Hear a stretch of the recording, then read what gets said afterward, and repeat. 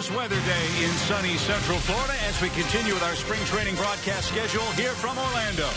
As the late, great Ernie Banks might have said, it is a perfect day for two. But we only have one ball game today. It's the Detroit Tigers. Big game for them and the Atlanta Braves here from Champion Stadium in Lake Buena Vista, Florida. Hi again, friends. Chip and Joe back with you at the ballpark. Last couple of games, Joe, we've talked about Braves starting pitchers in competition for 2 remaining roster spots in rotation. That's not the case for today's starter. Shelby Miller is going to make the team, and today we get our first look at him. Yeah, of all the deals the Braves made in the offseason, Chip, this guy was the one that was expected to make the most immediate and the biggest impact on the ball club. Shelby Miller's a good pitcher and was Rookie of the Year, 3rd in the Rookie of the Year voting 2 years ago. Last year, a 10-game winner.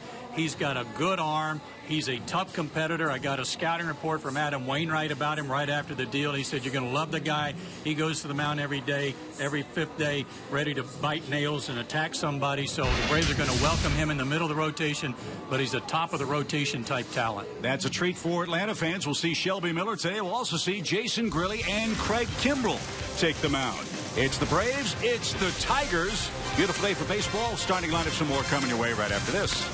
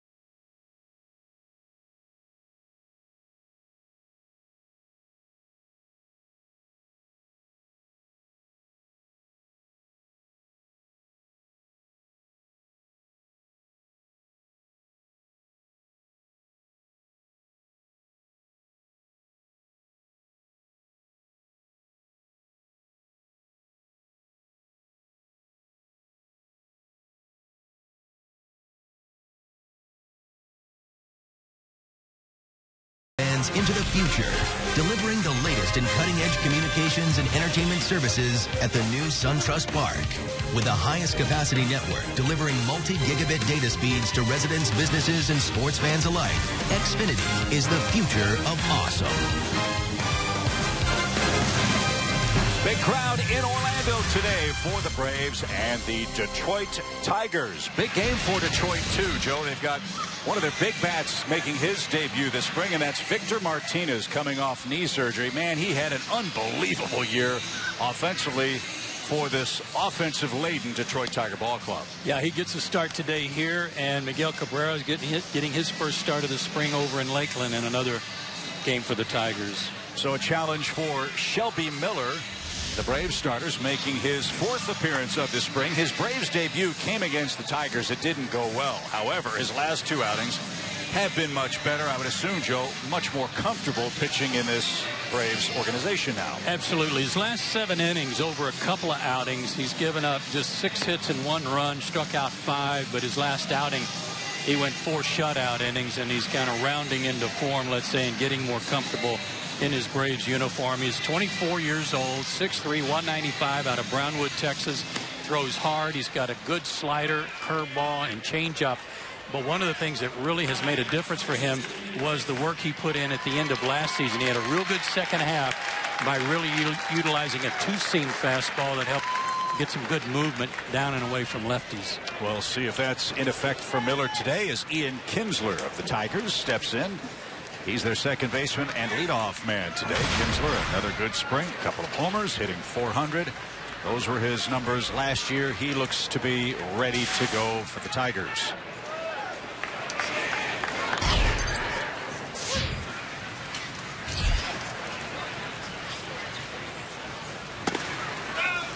There's that sinking action, but it missed off the plate. 1 ball, no strikes for Kinsler.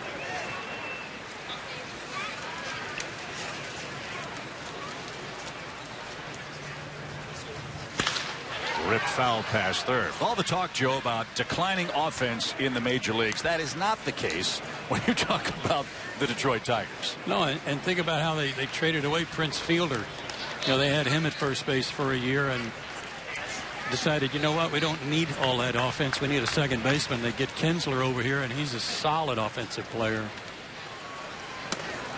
That stayed high. 2 balls and a strike.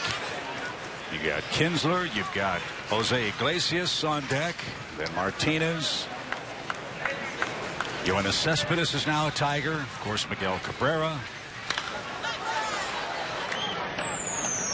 Offense not the problem for Detroit. They're going to score runs. They always do. Starting pitching not quite what it was with the absence of Max Scherzer. And one area that they know is a problem that they are trying to figure out a way to fix is their bullpen. Out of play again. Foul by Ian Kinsler. And count remains 2-2. Well, through all those so-called problems, Tigers won 90 games last year and won their division. So you figure they're in good shape to have a shot to repeat, but the Central should be awfully tough in the American League again this year. There's a shot to left. And that's over the head of Johnny Gomes, and then I'll bounce onto the berm. That'll be a double for Kinsler. That ball jumped. He can hit. Former Texas Ranger. It fouled off a couple of real good fastballs, and it's almost like, okay, maybe he's going to throw me something off speed. And he was all over that breaking ball. So Kinsler with a leadoff double. He's got 5 doubles this spring, and now the Tigers getting a long look at Jose Iglesias. Man, they got from the Red Sox, and Joe, he had an awful time last year with the injury bug. Yeah, just a weird set of circumstances that had to do with his lower legs, both of them. Microfractures in the shin bone of both legs. He missed the entire 2014 season because of it. But declared 100% ready to go this year. He can play short. He can play third. And we talked with Dave Dombrowski, the Tigers GM, who's here in Orlando to watch Victor Martinez play. He said the only thing that's missing for this kid is timing, which is understandable, missing a full year of action last year.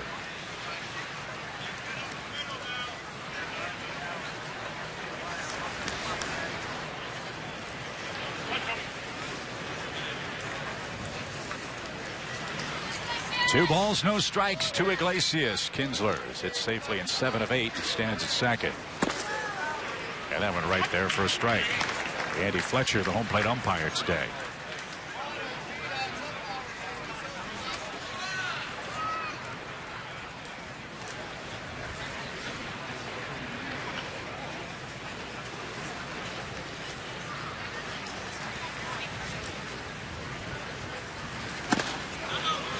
Tied him up inside. 3 balls and a strike. Miller was 10-9 last year, a 3.74 ERA, 32 games, 31 starts. He did have one complete game shutout to his credit. Struck out 127 in 183 innings.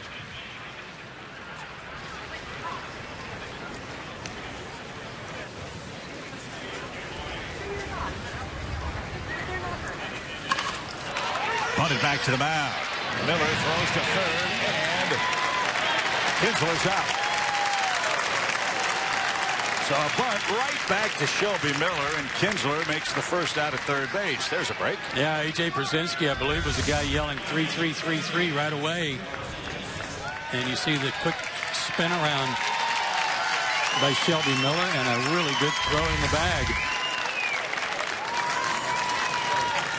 So Iglesias at first. A nice round of applause for Victor Martinez. You talk about Miguel Cabrera and Victor Martinez, the 1-2 punch for the Tigers lineup. Everyone knows about the pedigree of Miguel Cabrera. I think this man is overshadowed as a big league hitter. Last year, he hit .335, 32 homers, 107 knocked in. He had 32 doubles, and Joey struck out 42 times. 42 for the year.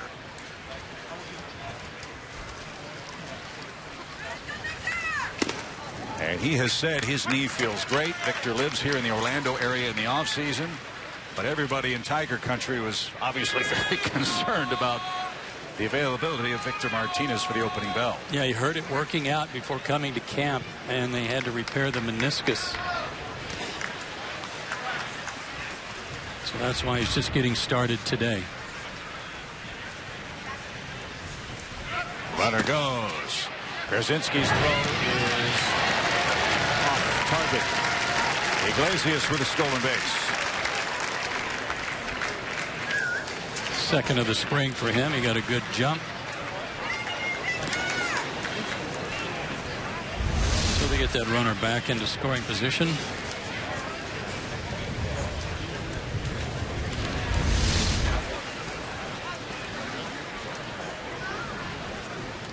Well, this is where Victor Martinez makes his money. Runner in scoring position, one out.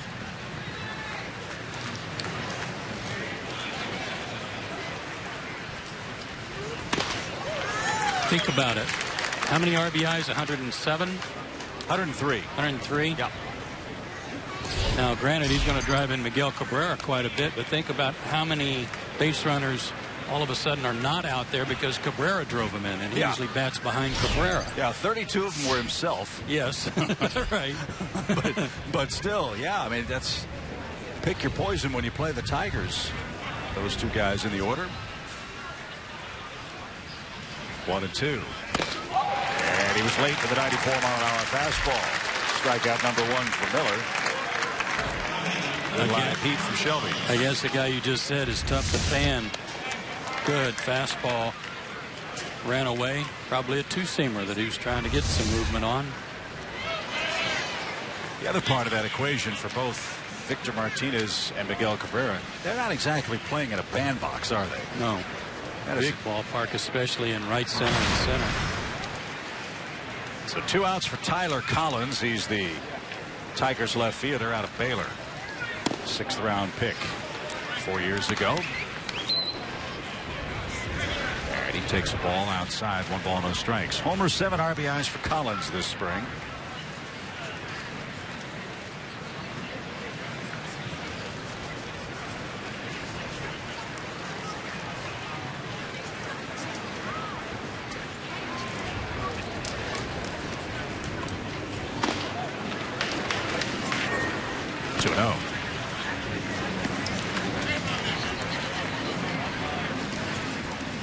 Braves split their split squad games yesterday. The Braves lost in the 9th inning against the Cardinals in Jupiter yesterday, but they were very pleased with the outing of Chin-Ming Wong, who pitched very well.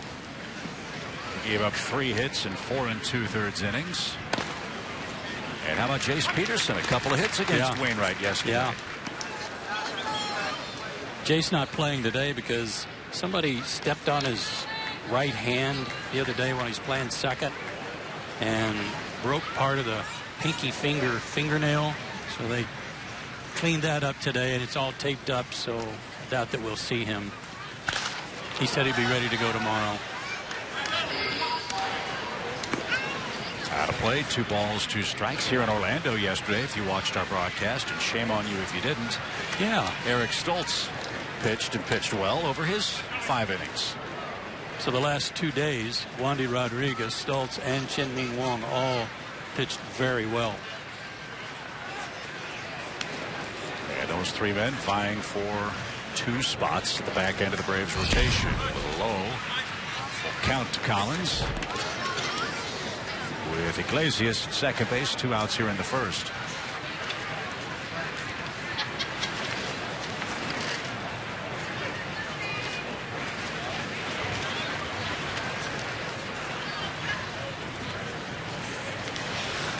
Pitch number 21 for Miller.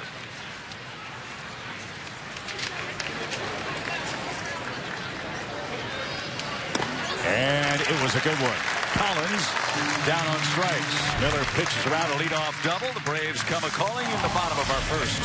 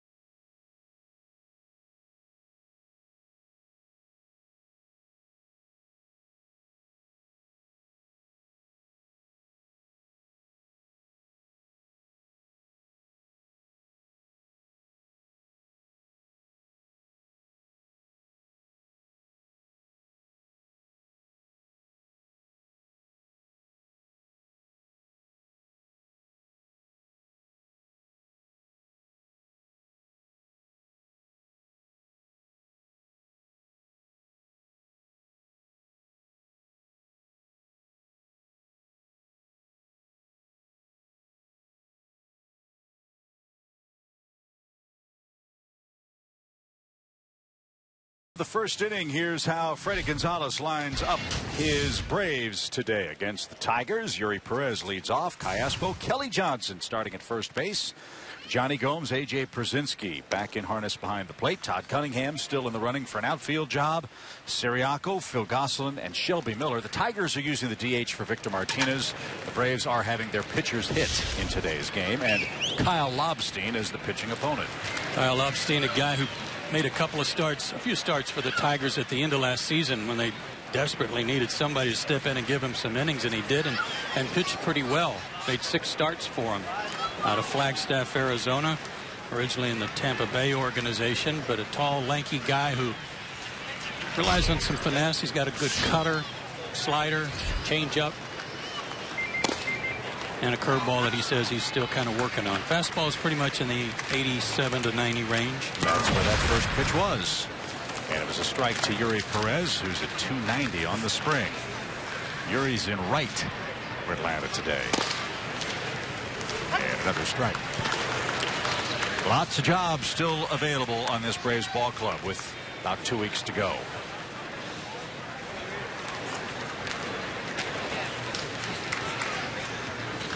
Outfield jobs, infield jobs, bullpen jobs, bench jobs. I mean, really, every facet of the ball club, there's an opportunity for someone. Maybe the most openings I can remember. Really? Yeah, in a very long time.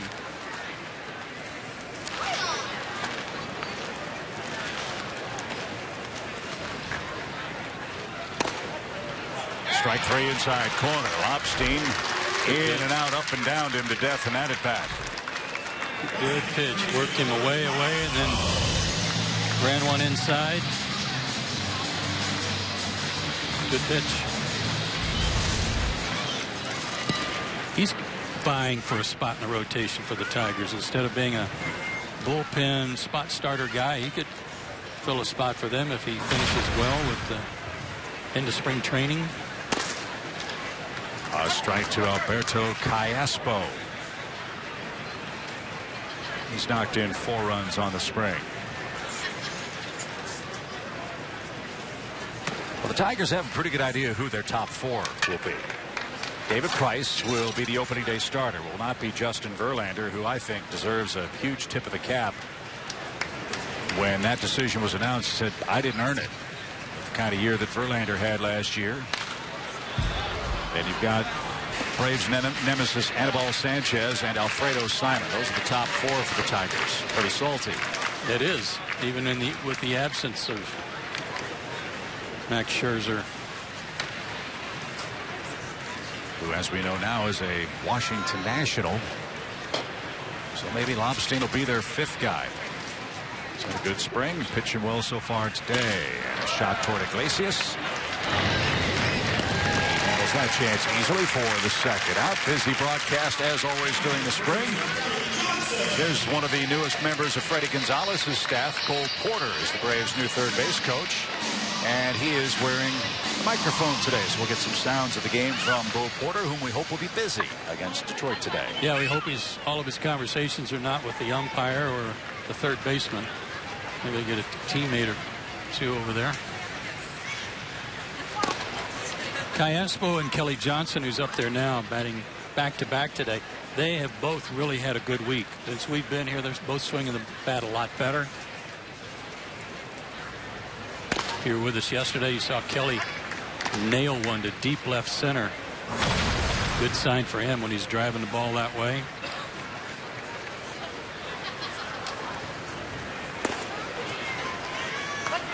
You saw those numbers for Kelly Johnson. He had a Johnny Cash year, the I've been everywhere man year. He's played every team in the East the last couple of years in the American League. And he takes that one up the middle, and that will sneak through. Kinsler pulled up with Iglesias charging in as the Tigers shortstop. And Kelly Johnson with a hit against the lefty. It comes with 2 outs.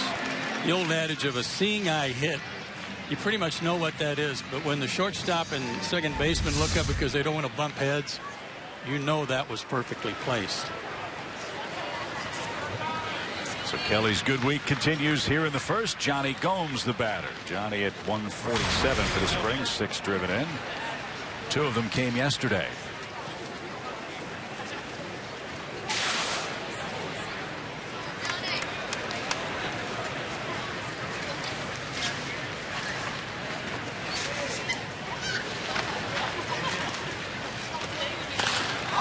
Jammed him, and it's popped up. In the shallow left. Collins can't find it. Now he does, and he can't hang on. Kelly Johnson around 3rd. Here comes the throw to the plate. And it short hops the catcher, and on his way to 3rd is Gomes.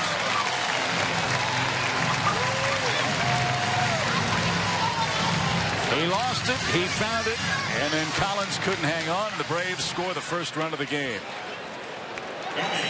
And that's why you don't half step with 2 outs and just go through the motions running the bases. If the ball's hit, you never know. Somebody might drop it. Somebody might lose it in the sun. And Kelly Johnson was hustling around the bases and able to score as a result.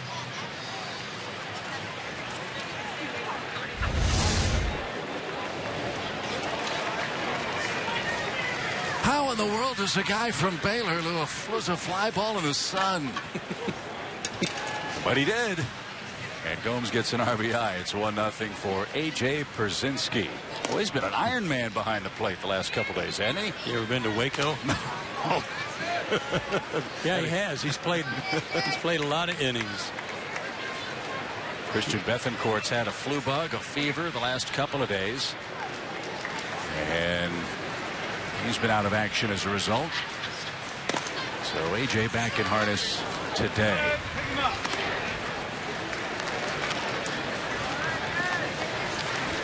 John Buck had another good day yesterday. He was catching and playing first over in Jupiter.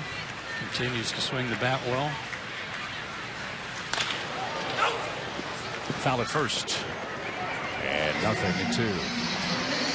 The Tigers in the postseason last year, I mean, they won their division for the 4th straight year, and they drew the Orioles who won the East going away. And I think most people, me included, thought that the Tigers had to be favored because of their good pitching. And the first three were Scherzer, Verlander, and then David Price. And lo and behold, the Orioles sweep them, mostly because of the Tigers' bullpen. Yeah, you did that series. Yeah. Was it hard to watch, quite frankly? It was a little bit sad because it was almost like Brad Ausmus didn't want to point that way. You know, he's like slapping his arm. But you have to go down there, you know. Yeah. And no matter who they brought in, they were getting lit up. So they've got that part of their game, their team, that they've got to remedy. Yeah, Joe Nathan and Joakim Soria, I guess, are options A and B in whichever order you want to use them for the Tigers for the ninth inning. Will that be good enough? Remains to be seen. Nathan has got a 5.40 ERA this spring. Opponents hitting .063 against Soria. Well, they've both been good in the past for different ball clubs. They just weren't good for the Tigers at the end of the year last year. And they must have a lot of confidence. The Tigers must have a lot of confidence in those two because they haven't brought anyone else in of any note. Full count for A.J. Pierzynski. Another chance for Collins in left. He's got this one tracked down, and he makes the catch, backpedaling to the warning track. Braves get a sun ball, and it leads to the game's first run and an RBI for Johnny Gomes.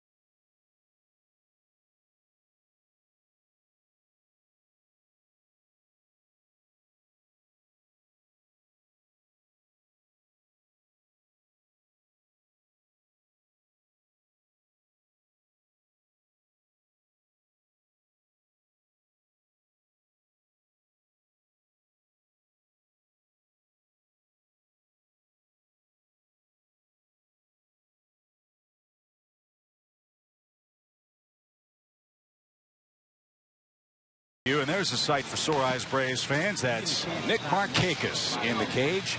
Live batting practice. And can't wait to see this man in game action here in Orlando, and hopefully by opening day down in Miami on April the 6th. And there is the man of the hour. Welcome to Atlanta, Nick. Thanks, guys. How's that feeling in the cage? It's coming along quick, quicker than I thought. You know how the first day of BP goes. Feels like you've never even been in the batter's box, but you know, everything's come along smoothly so far. Got a lot of family and friends in Georgia. Did that play a part of your decision to come to the Braves? I just think the overall Atlanta Braves thing and you know what they're about and how they go about their business played a big part in it. You know, having my family there and friends there helps, but ultimately I think you know, with the organization and the guys that they brought in and what they're doing here was more appealing to me than anything. Came from Baltimore, a place that has obviously the Orioles way of playing baseball, right, and a great baseball tradition. You get to step right into the Braves way of playing baseball, albeit in a different league. Yeah, it's going to be different, but it's also going to be exciting at the same time. You know, National League, American League, different styles of play, and you know, I'm looking forward to it. This is James McCann, the Tigers catcher. And Miller missed outside, 2 balls and a strike. A player's timetable a lot of times, Nick, is a little different than the trainers or the doctors, but what do you foresee in the next couple of weeks? How quick do you think this will come around where you'll be able to be out there? Well, tomorrow I think I'm going to go down to Kissimmee and get some at bats in as a DH, and then great. Hopefully turn around on Tuesday and come back and try to get some work out in right field, and then go into the off day with a nice off day, and 2 games under my belt. So I'm looking forward to it, and it's going to be fun. Shelby Miller walks McCann to start the second. Describe your game for fans in Atlanta who didn't follow the Orioles and didn't see you play a lot. How would you describe the way you play Major League games? I have fun. That's the biggest thing. A lot of people say this is a kid's game, and it's a hard game. And if you're not out there having fun doing it, it can be pretty miserable. And I'm just going to go out there. I'm going to play every day. I'm going to give everything I got on the field, and do the little things that add up to the big things. And the biggest thing is just have fun with my teammates, and try to help out any way you can. You had a hitting coach in Baltimore that Braves fans are familiar with, Jim Presley, good hitting coach in his own right. What have you discovered about Kevin Seitzer that you perhaps didn't know, or have you guys hit it off right away?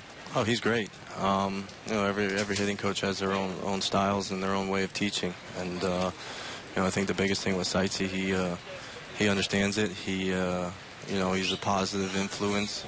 He's not a guy that's going to go out there and necessarily change things here and there. Everybody gets here on their own talent, and they're here for a reason. And he's a real positive guy. He listens, and he does what he's supposed to do as a hitting coach, and he helps you out positively. And that's I think that's the biggest thing.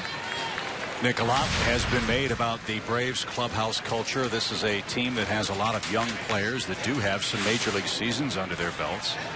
But there's talk of you coming in, A.J. Brzezinski coming in, Johnny Gomes coming in, and providing veteran leadership. What does leadership mean to you as a veteran player, and is that a difficult thing to try to accomplish when you're in your first year with a new ball club? Yes and no. You got to have veteran leadership. I've been on teams where it's all young. I've been on teams with veteran leadership and a good group of young guys. And I think the biggest thing is just getting that good mix. You need your young guys and you need your older guys, and to come together and play and learn together. I think that's the biggest thing, and hopefully we can do that here, and it's going to be fun. Buck Showalter's a guy that is highly respected in the game, but also a guy who's also known to be a little bit of a general, certainly more than just a field general, but a guy that is kind of my way or the highway type. How about Freddie Gonzalez? What have you discovered about him that you liked? From what I've seen so far, he's great. He's he has one of the hardest jobs in baseball, and that's to get 25 guys on the same page and be successful. And the biggest thing is he just allows us to be big league players. He trusts us, we trust him, and I think you have to have that trust from the players and from the coach's standpoint too. It's it's a long season, and you got to be on the same page, and I think Freddie allows us to do that, and allows us to go out there and play with no added pressure. And I think as a manager, that's what you need to do. And it's going to be fun. It's going to be a long season, but it's going to be fun.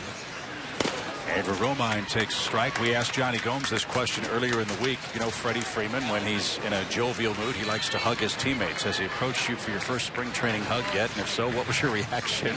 Yeah, I think I might have got mine my first day. So oh, really? I got it out of the way quick. But, he's just a guy who's out here having fun. He's besides being a great player, he's a great teammate, great individual, and, those are the things you need throughout the course of a season.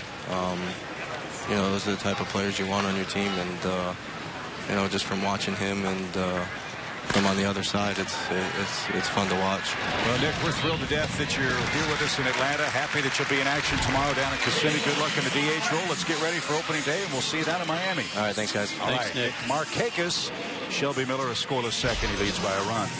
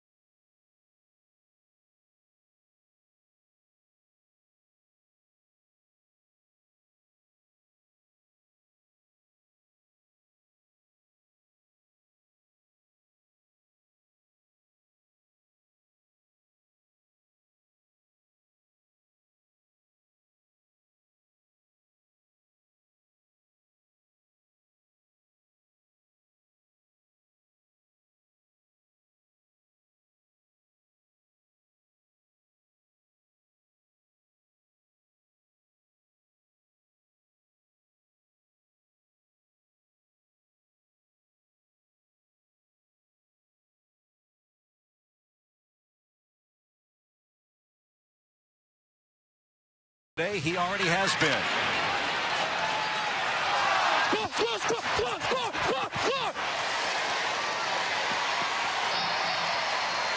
On the base, on the base, on the base.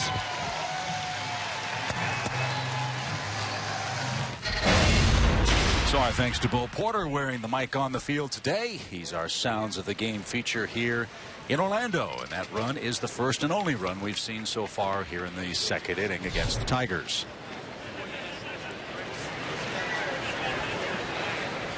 Bo's a great guy. Boy, he's very, speaking of positive and energetic. He's a very, I'll say, motivational type guy. You can hear him in the clubhouse talking to the guys.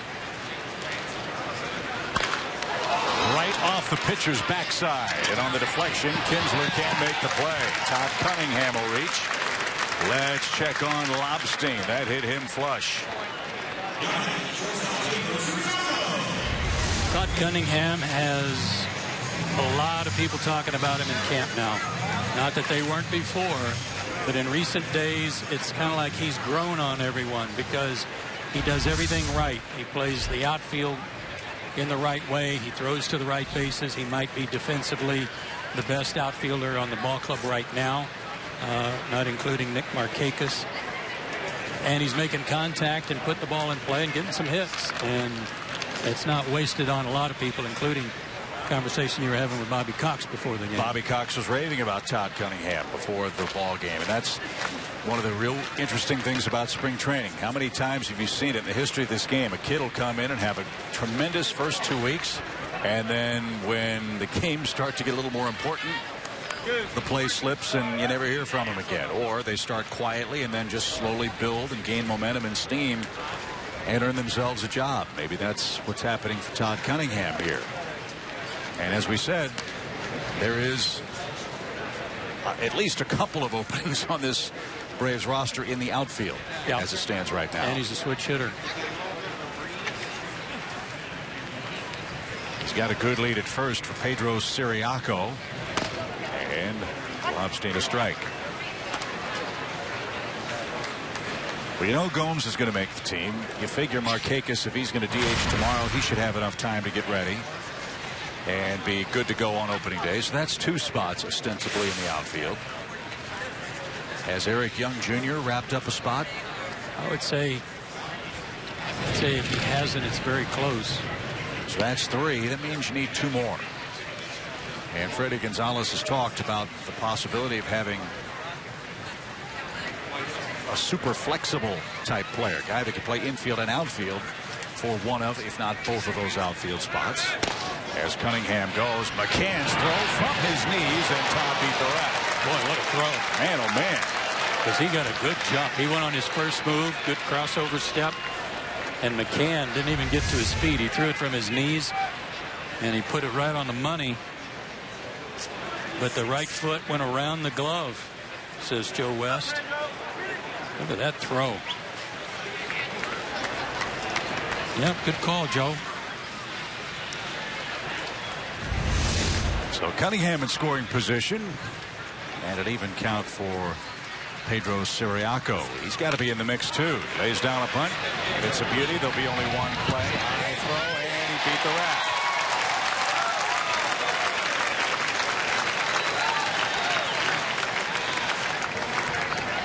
Since we've been down here, Chip, we've seen more and more of this, and the execution has been almost 100% with guys moving runners over, getting them in from third base with less than 2 outs, and putting some runs on the board. Great job by Siriaco here. He wasn't bunting for a hit, but just to get that runner to third base. He did that, but earned himself a hit. And they're at the corners for Phil Gosselin, who's also swinging a hot bat right now this spring.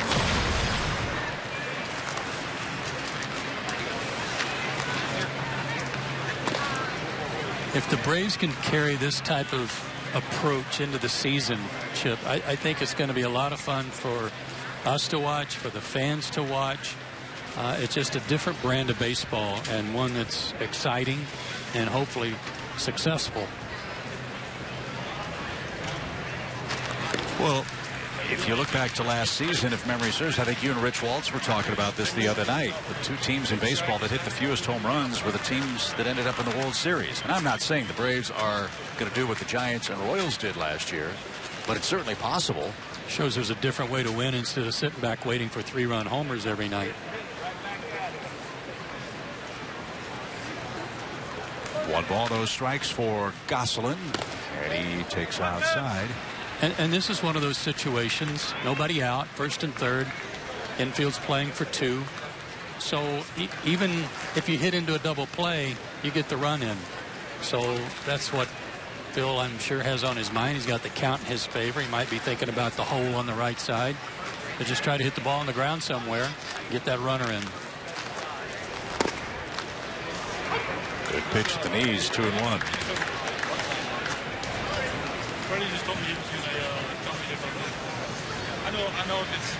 And for a club that doesn't figure to have a lot of 20 home run guys, those little things will add up to big things over the course of the season for this offense. Yeah, it's not like they're not going to hit any homers.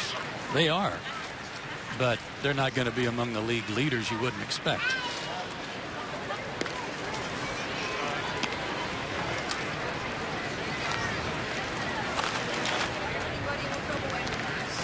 And we were talking about the Tigers bullpen. The thing about the Braves bullpen at the end, it's so strong that these hitters know that if they can give the bullpen the lead in the 6th or 7th inning, they got a real good chance of winning a ball game.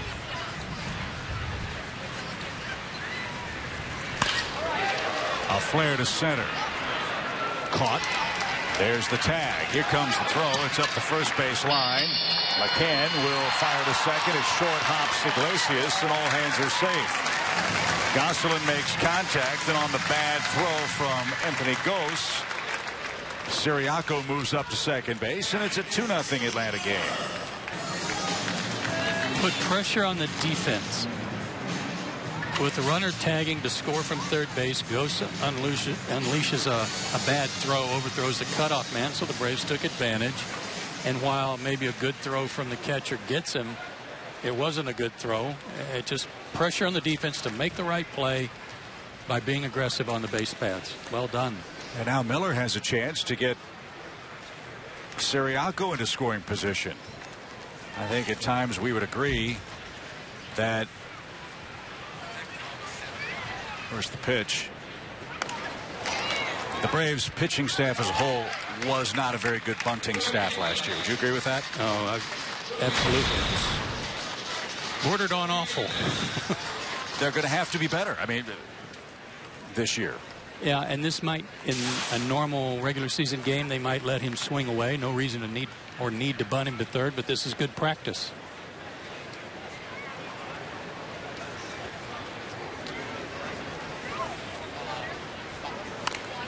He got it down.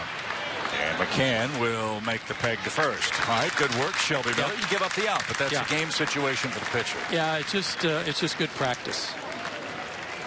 Regular season, doubt that would happen to get a runner over to third base with 2 out now, but well done by Shelby, because the pitchers have just started hitting. Right. That was probably his first opportunity of the spring to do that.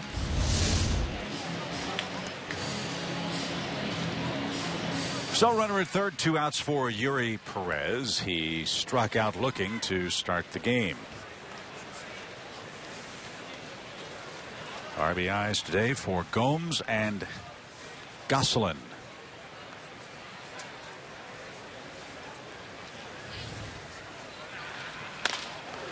Kinsler at second gets the Sunday hop and the peg to first in plenty of time. Lobstein got hit with a batted ball, and it cost him his second run. Shelby Miller and the Braves are up 2 after 2.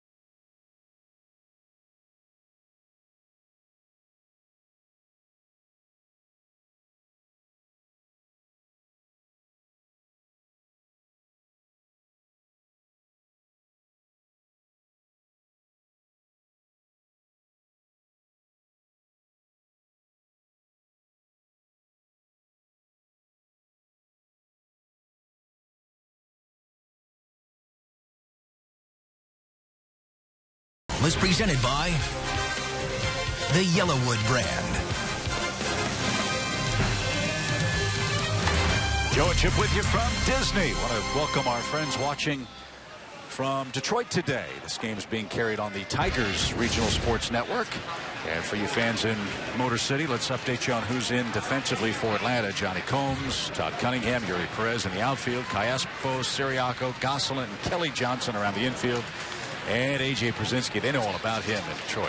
Yeah, and we wish you well on your season opener against the Twins at home at Comerica Park. We'll be in Miami.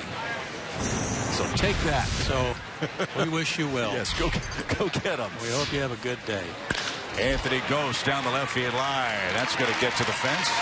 And Ghost is going to have an extra base hit to lead off the Tigers' third inning. He's had a good spring. He has. Very good spring. That's already his 14th hit this spring. Came in hitting .342. That's his 4th double to go with 3 triples. I think he's a guy ideally suited for that ballpark. Yeah. So Kinsler with an RBI chance. He doubled to start the game against Miller. Shelby did a good job of pitching around that after Iglesias tried to bunt Kinsler over. Shelby with a nice play to throw out Kinsler at third.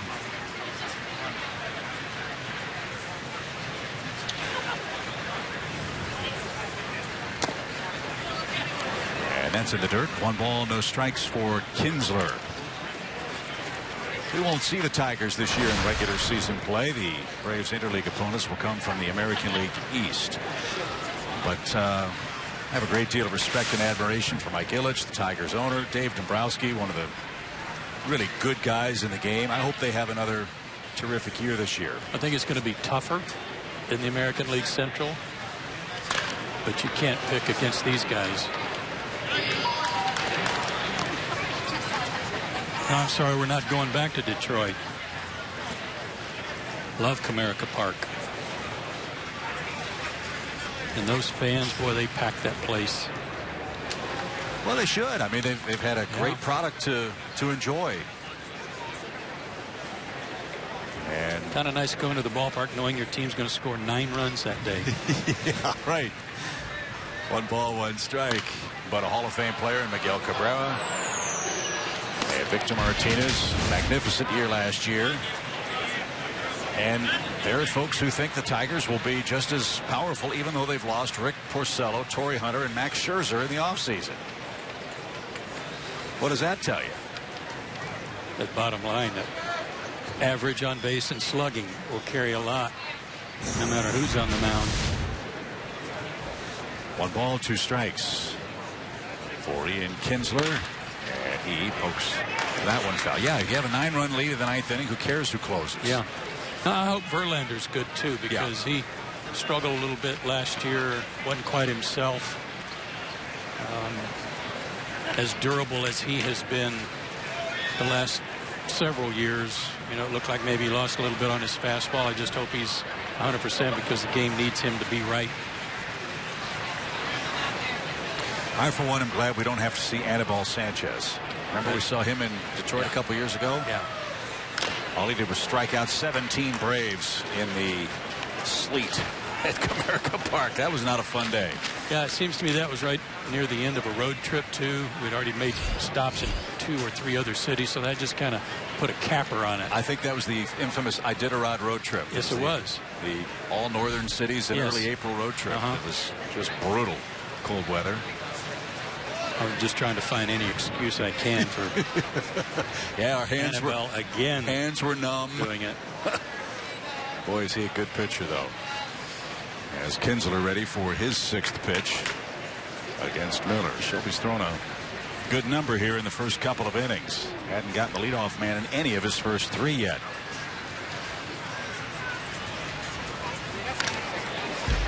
This guy's fun to watch. Kinsler. Put together a lot of good years offensively. He surprises me too at how good a second baseman he is too, because most of what you heard about him when he was with Texas was just his offense, which was notable. But just like this at bat, he started off trying to get that runner to third base. Sent a lot of foul balls down toward Alan Trammell coaching at first. It's a tough out.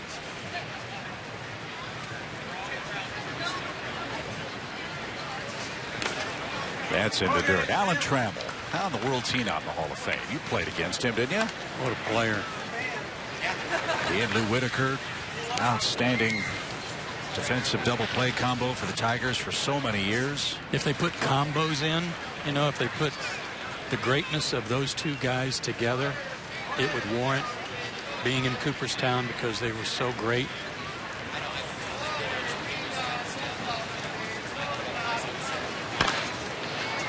And Allen, another tremendous resource for guys like you and me. You can walk up to him and ask him anything about your team. He'll tell you the truth, the whole truth, and nothing but the truth. Yeah. He's seen it all. One of the really good guys in the game. And just seems right that he's wearing the Tiger colors once again. Absolutely. That's where he belongs. 2 balls, 2 strikes for Ian Kinsler. Deliberate pace for Shelby Miller and the Braves, who are up 2-0. And he got his man. Won that battle. There was some sink to that pitch. I think it was. I mean, that was 95, and typically with a two-seamer, you're going to lose a couple miles an hour on your fastball. But man, oh man, Shelby's cutting it loose. He was a little reluctant. Some might even say stubborn to kind of go to that two-seamer and use it, because I'm not going to say that he didn't think he needed it, but didn't want to try stuff in the middle of the season. But boy, at the midway part of the season, things weren't going his way and became more receptive. Nice pick at third. Looks the runner back. The peg to first. Nice effort by Callaspo at the hot corner to get Iglesias for the second out.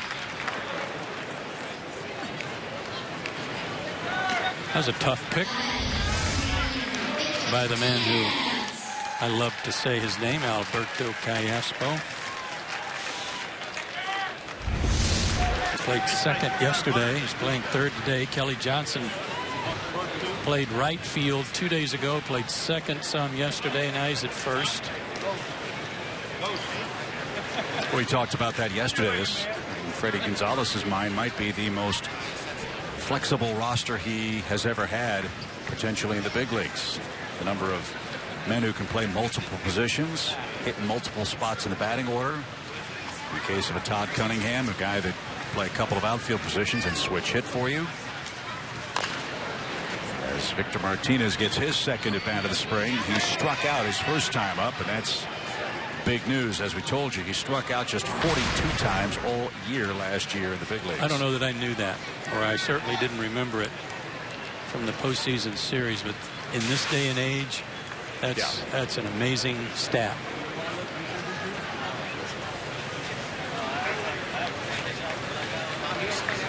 Had a great year last year. The Tigers rewarded him with a new 4-year contract. And that's why they were also concerned about the knee. If he couldn't go, where do you go to replace that bat, and where do those dollars come from, even for the deep pockets of Mike Ilitch in Detroit? Well, but that's one of the great things about the DH in the American League. If you've got a player like Victor Martinez, who is well beyond his catching days, he might be able to go out to first base for a few games here and there. But the key is if the guy's healthy. You know he can hit if he stays healthy, and that was the concern with the knee. That ball's hit sharply to first. Kelly Johnson's got it. And Shelby Miller pitches around a leadoff double. 2-0 Atlanta, home third. John Schuerholz will join us. Lots to talk about with him after this.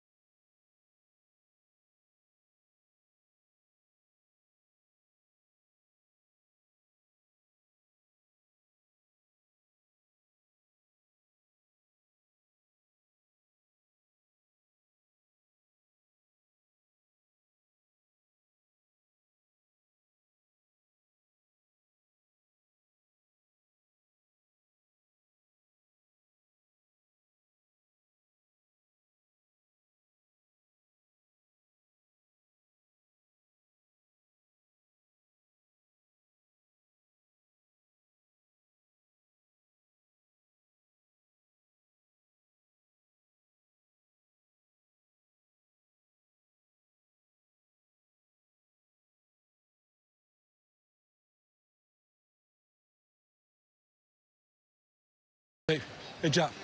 First and third now. Go on the ground, tag on the fly ball. Tag up. You're scoring. You're scoring. Score! Great job, Surrey. That's Bo Porter sounds of the game. John Schuerholz joins us here in Orlando. This is a very enthusiastic staff, and Bo Porter's a new member of it. That's got to make you feel good to hear. Yep, the entire environment here this spring has been enthusiastic, upbeat. Everybody from the staff, front office staff, to the uniform staff, players, everyone in the organization is very, very positive, very upbeat, and have good feelings about what's going on here with the Braves. I know you've been having to make a trip or two back to Atlanta and places because of what's going on with the new SunTrust Field. Tell us about the status, where that is, what's going on. Well, it's an amazing project that continues to grow in excitement and possibilities for all of us with each and every day that turns. New developments. We made the great Comcast announcement last Tuesday, and that was a wonderfully beneficial and motivational announcement for all of us. We really feel good about that. We know that this is going to be a high-class project, and an announcement like that with a company like Comcast taking over our entire office building and being one of the top sponsors in our program and in this project speaks to that. This is a high-quality project that we are putting forward. Just before the end of the season, you made the decision to bring John Hart aboard as president of baseball operations. At least from the outside looking in, it looked like that was going to be something you really had to lean on him to get him to agree to do, but you finally got it done. John likes to remind me that he was in the happy place in his life, as he called it. and he had earned that. I mean, he was a general manager for 18 years, a very successful one, and was on the MLB Network and doing a great job. And we all loved to watch him because he gave us that perspective of management in the analysis of that he brought forward. But he was the guy that I felt like would be the perfect guy to bring in here to get our organization turned in a fashion that we all want it, where everybody's pulling in the same direction. Everybody knows what's to be expected every day, and do it with an upbeat and positive attitude. There's been a lot of enthusiasm around that from everyone in this camp, everybody in the clubhouse, everybody in the dugout, everybody in the front office has that euphoric and positive feeling, and it starts with John's leadership. Base on balls for Kelly Johnson, who's aboard with one out. Johnny Gomes will be the batter. Joe made a point the other day, John, that I thought is one worth mentioning. Roy Clark's back. How important has that been for this organization? Well, actually, when we decided to make a leadership change in September, Roy Clark was the first call that I made, and Roy and I have been in communication with each other over the years as professionals, and I always wanted to see what we could do to get him back, and he wanted to come back, and so that call lasted 10 seconds, maybe 15. He said, "I'm back." And he wanted to be here, and he's a great guy. And Brian Bridges, our new scouting director, will benefit so mightily by having someone of Roy's great magnitude of judgment and experience and understanding of the scouting process, helping him grow as a scouting director. And you talk about using the term grow. The Braves baseball operations system is growing. The baseball information system is growing. That's such an integral part in evaluating players and contracts and how to put together your team. That has changed as well for the better, it appears. No, it has. I mean, there's a lot of data. There's a lot of information that has to be analyzed and evaluated and processed and sent forward to John Hart so he can make great judgments. He and John Capalella, our assistant general manager. And so we have added, we've expanded, we've modernized, and we continue to do that to stay at the cutting edge of our industry. This is Johnny Gomes, who hits with a man aboard. 2 strikes. Kyle Lobstein for the Tigers. And back to the screen on the play. As the gatekeeper, I'll say, wherever the team is right now, payroll-wise, John, if something came along deal-wise, is there some room there in the budget to expand that a little bit if need be? Sure. I mean, you always plan for that. You have to plan for eventualities in any budget you do, no matter what level you start with. Contingency is built in if there's an opportunity to acquire the player that you feel gives you an opportunity to win, or that you need to replace an injured player. You have that mobility and flexibility, and that's built in on an annual basis for us. And, you know, if we need it, we have it to spend. Well, you did last year. You had to do it in spring training right away. with Urban Santana coming aboard. Exactly.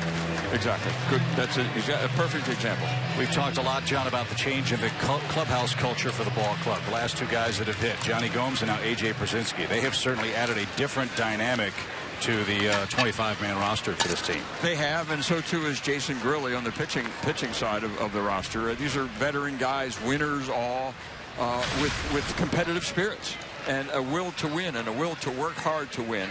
And just by going about their jobs on an everyday basis are setting a great example for these young guys that are watching them every day.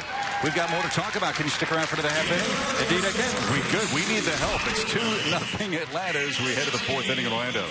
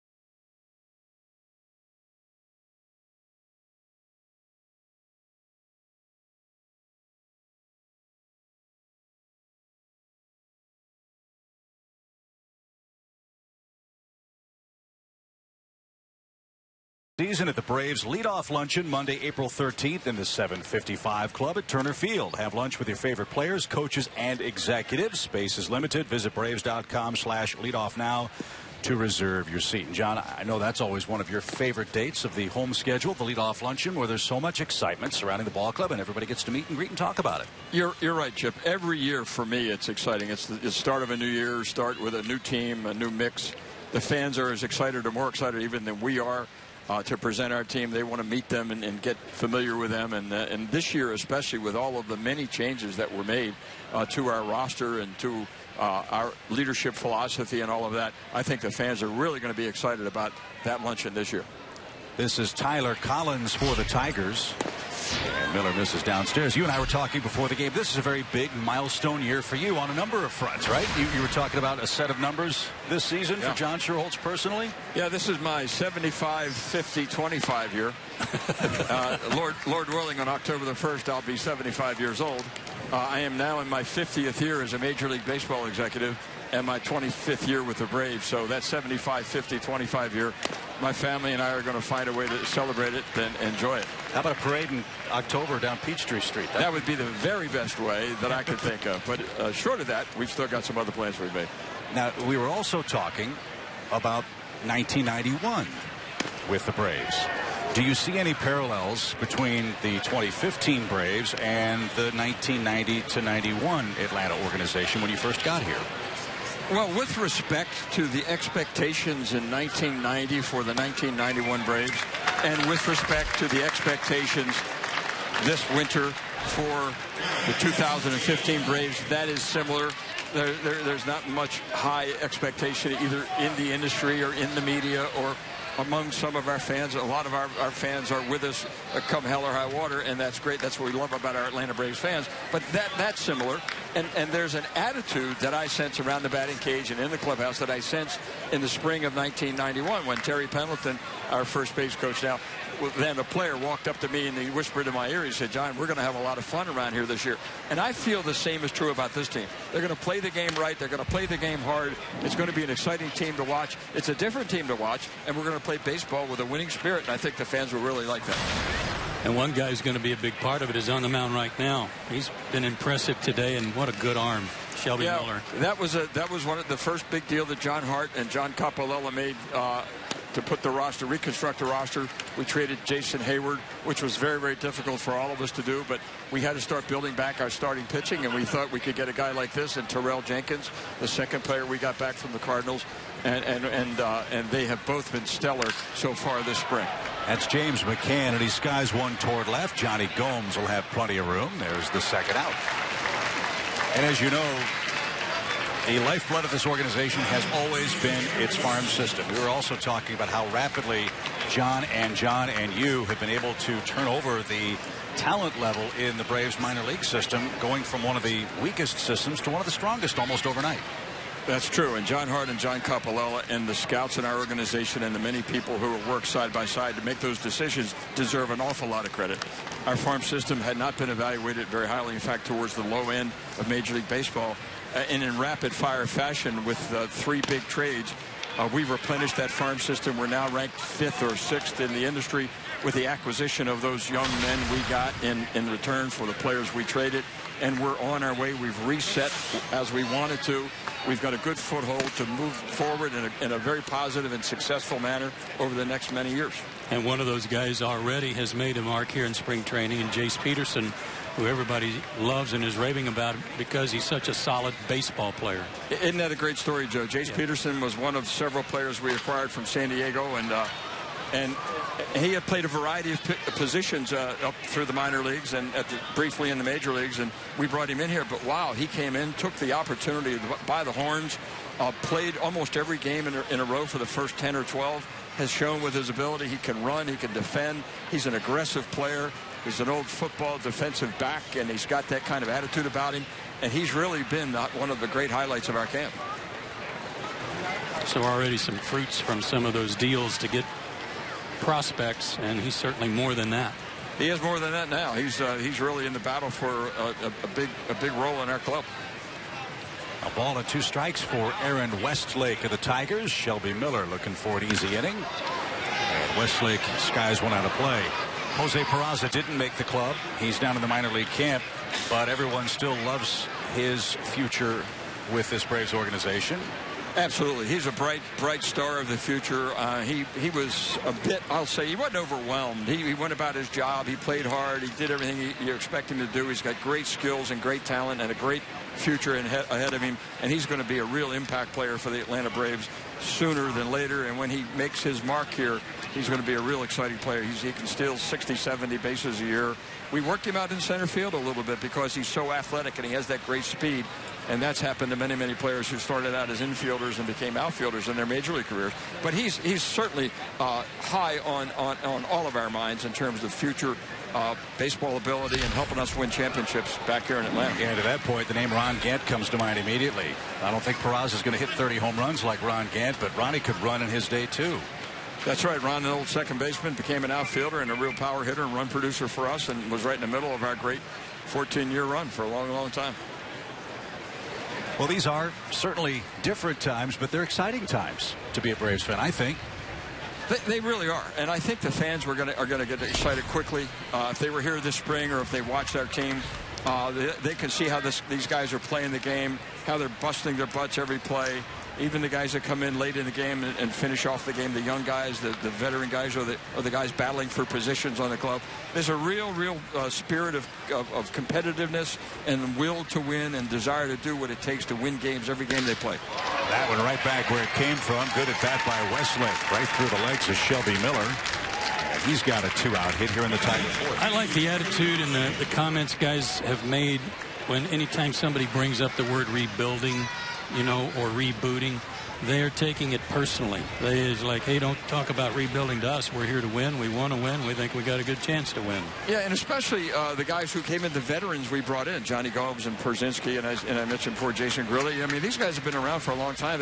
They're not in any rebuilding process. They want to strap it on and go play games and beat the guys they're playing and win a series and win the next series and win as many games as we can. And we're not saying rebuilding. Line to second. And that'll end the Tiger fourth. Reestablish ourselves in the manner in which we're used to. Well, we're off to a great start. John Lovett. As always, thanks for your time. Thank you. See you opening day down in Miami. John Schuerholz. We head to the home fourth.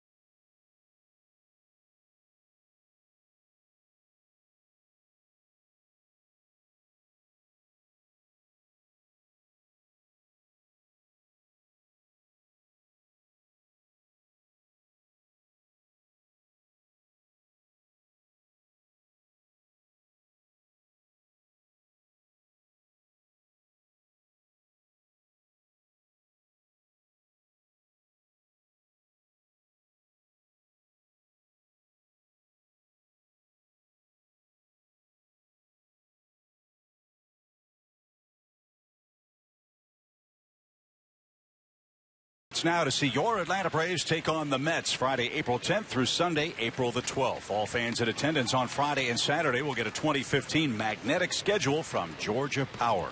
Experience the excitement of opening day with your Atlanta Braves. Get your tickets at braves.com/tickets today. Mets figure to be a better ball club this year, although as we have spoken several times this spring, the injury bug has really hurt New York. And then I just read about Daniel Murphy may not be active opening day because of a hamstring. So Zach Wheeler's out. Josh Edgin is out. They're still without Bobby Parnell. But they've got Matt Harvey back. And I would assume that the Braves would get a look at Matt Harvey in that series in Atlanta. I think the Braves and Mets, but that's the second series of the year. So, yeah, we would see him in maybe the final game of that 3-game set. Right. Todd Cunningham skies one toward left. Collins makes the catch near the line for the first out. So Cunningham's 1 for 2. He's the first out of the home fourth. And Pedro Siriaco's the batter. Siriaco was rewarded for trying to do the right thing at the plate. Was trying to advance a runner, laid down a bunt, and beat the pitcher's throw to first base and got a hit as a result.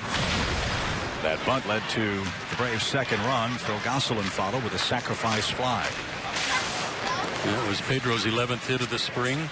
He's had a good spring, and he's been used in the outfield some, too. Okay. Now, his name is fun to pronounce as Alberto Callaspo. Pretty close. Siriaco. Callaspo. 0-1 pitch. It is ripped foul. That's toward the Tiger dugout. Brad Ausmus is the manager of the Tigers. Jim Leland has moved into retirement. And Brad had the good fortune to inherit a club capable of winning 90 games last year, and that's exactly what they did.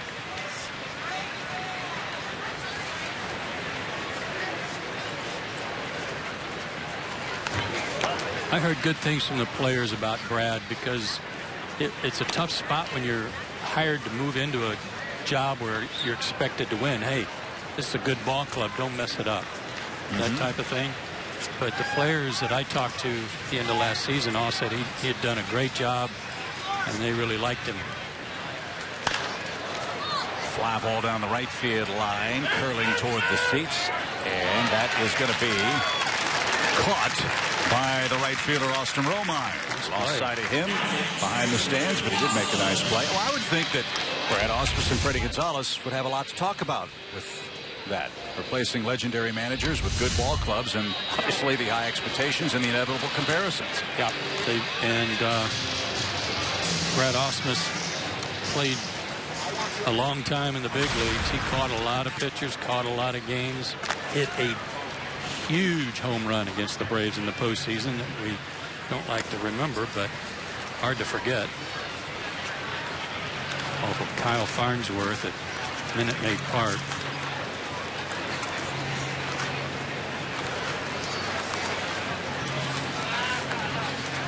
So Phil Gosselin with 2 outs. Our first look at Kyle Lobstein. Pretty effective. Yeah, his defense hasn't helped him much. Left fielder losing the ball in the sun. I can't blame him for that. And then he was a little slow getting to that bunt that Siriaco put down.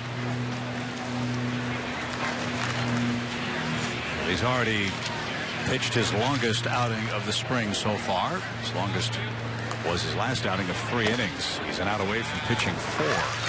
He just walked Gosselin. That is his second walk in as many innings today. But he's got the pitcher coming up, Shelby Miller. He won't have that luxury in the American League. But he's done a good job of moving the ball around, changing speeds, which is what we expected to see from him today.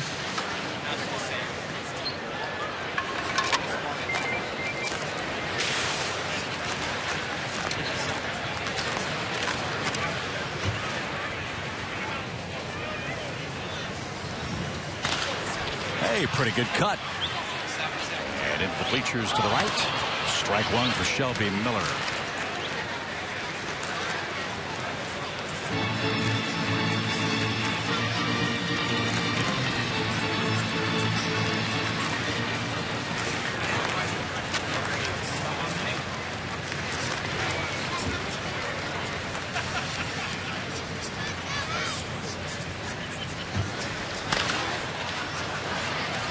Almost the same spot. And a fan from Flint, Michigan came up with that souvenir. See him in the orange shirt down the right field line. 0-2. Good for him. Get out of the cold weather and come south.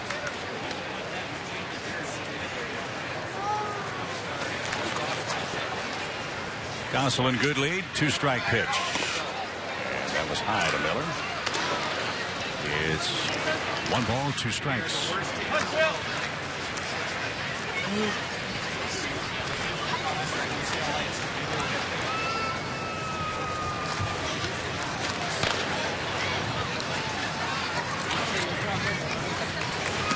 You like hockey, Chip? Love hockey. St. Louis Blues, Stanley Cup champions to be. Yeah, that's a good logo, too, but that iconic logo of the Red Wings, tough to beat. Yeah. We Blues fans don't really like to talk about the Red Wings too much. I understand. However, you're right about the Red Wings. I kid Tommy Glavine all the time. I hate Bobby Orr. Hate him. Bobby Orr scored the Stanley Cup winning goal against the Blues back in the 1960s, and that great iconic photo of him cheering as he's laid out in front of the net. Bouncing ball foul. 2 balls, 2 strikes. I think the Red Wings are getting a new arena, if I'm not mistaken, in downtown Detroit. They're building a brand new hockey-only facility, or they're in the process of doing that. I think Mr. Illich owns that team, too, doesn't he? Yeah, I think you're right. Yes. So good for them. Yep. Shelby Miller's making Lobstein work. This is the 7th pitch of the at-bat.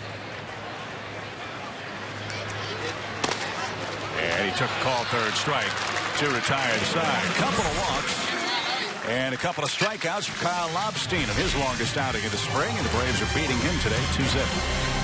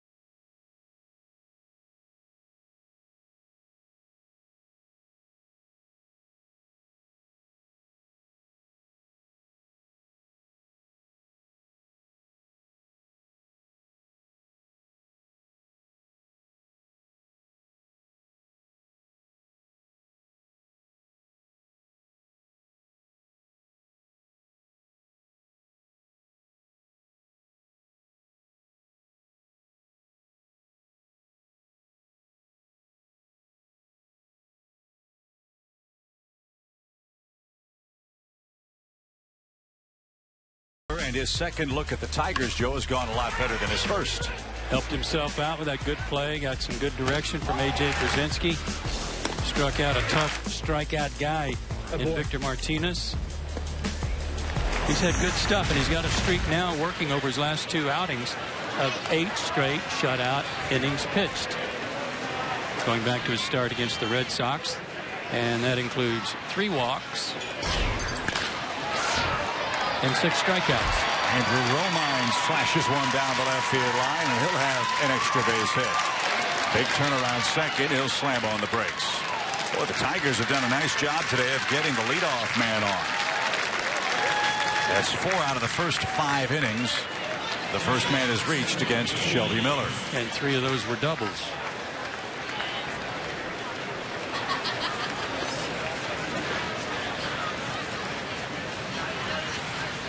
One of those doubles was from the man in the batter's box, Anthony Gose.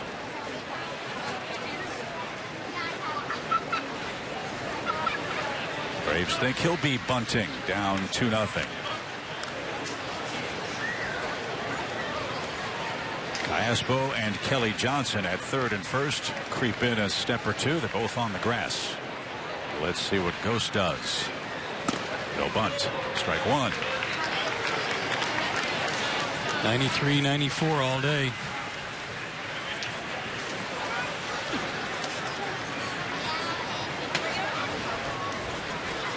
Shelby Miller, third in the National League Rookie of the Year voting in 2013, behind Jose Fernandez and Yasiel Puig of the Dodgers.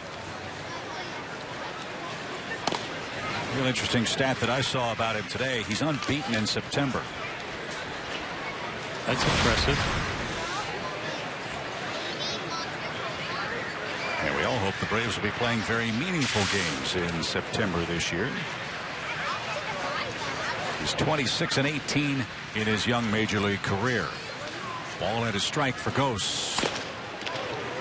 And he's still pumping it up there at 95 miles an hour.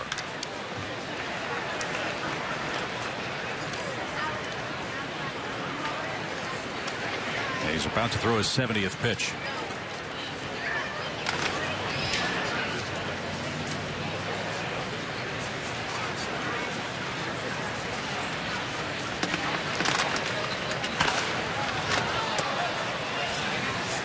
You were talking with John in between commercial breaks, John Schuerholz, about how easily the ball comes out of Shelby Miller's hands. I mean, it is a very, very fluid, smooth delivery, isn't it? It is, and he really uses his lower half well, drives off that back leg.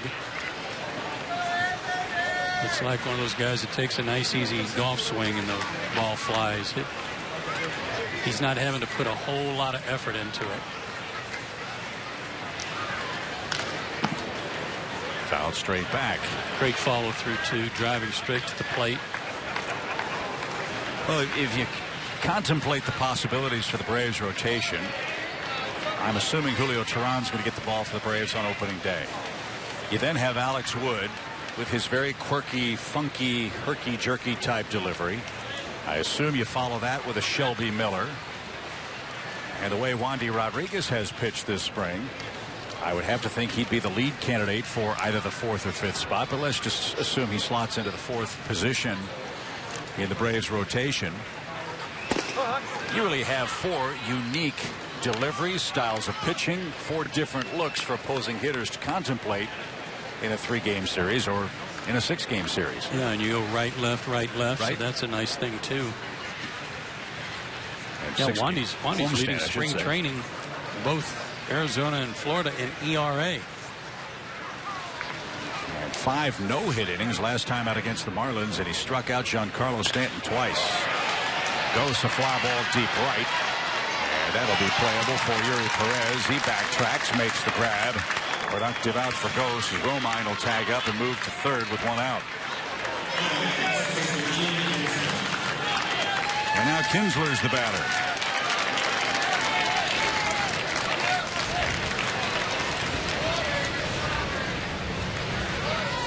Well, I would guess with the Braves signing Wandy Rodriguez to a minor league deal, Stoltz, Chin-Ming Wong pitching the way they're pitching, I'll bet John Hart's phone's ringing. Yeah. Now, what do you plan to do with these guys? You're going to keep them all? What do you? How are you going to use them? Because we have an interest. There's got to be some teams out there short on pitching that like what they've seen from all three. Here's Kinsler.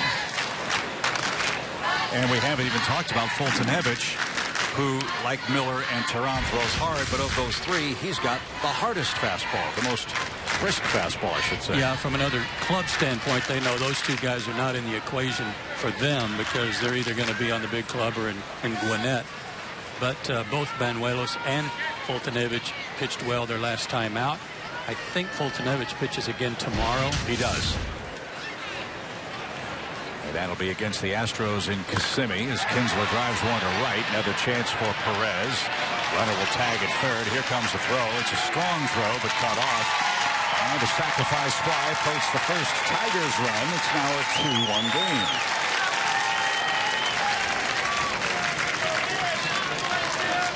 Those are easy pickings for Ian Kinsler. He's going to put it in play, and he did. That's his 9th RBI, and the leadoff double turns into the first Tiger run. That's a lot of RBIs. Spring training, 9 already. How about that kid with the Cubs, Bryant? Chris Bryant? 8 homers. He's got another homer in a B game that doesn't show up in the stat sheet. We were joking with Kenny Krabak, who's one of the Cubs advanced scouts. We said before the game, hey, if he can't make your team, we'll happily take him off your hands. As Iglesias bats and slashes one out of play. Thought process for the Cubs is start him in the minor leagues.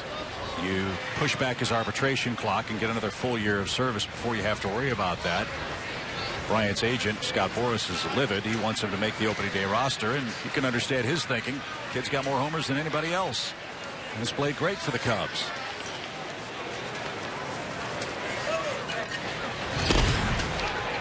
I don't think Mr. Boras would be the first agent upset that his client didn't make a big league team. But it may be news to him that he's not running the Cubs. In the dirt, 2 balls, 2 strikes.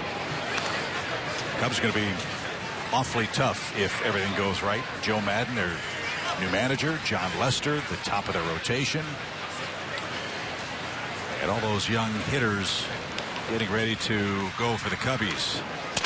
Broken bat pop should be handled at second. And it is by Phil Gosselin. Nothing doing. Well, I shouldn't say that. 1 run across for the Tigers. 2-1 as we head to the home 5th.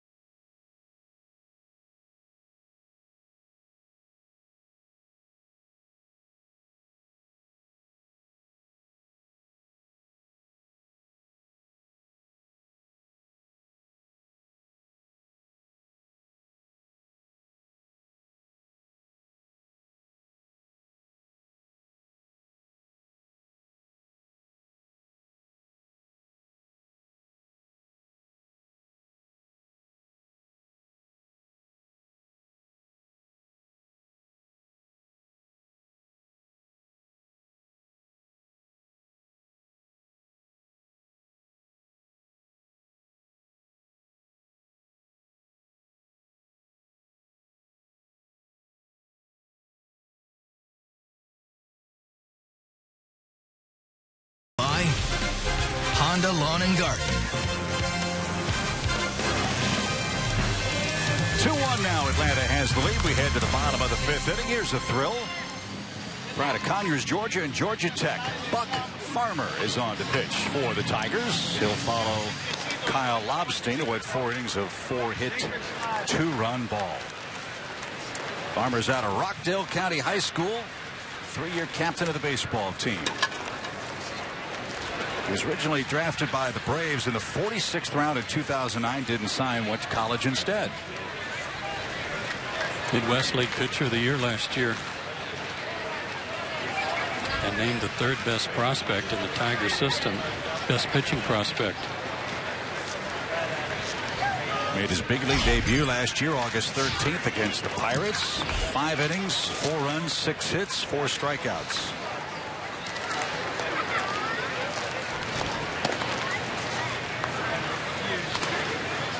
And he'll face Yuri Perez, who starts the Braves 5th. Perez 0 for 2 with a strikeout. He'll be followed by Callaspo and Kelly Johnson.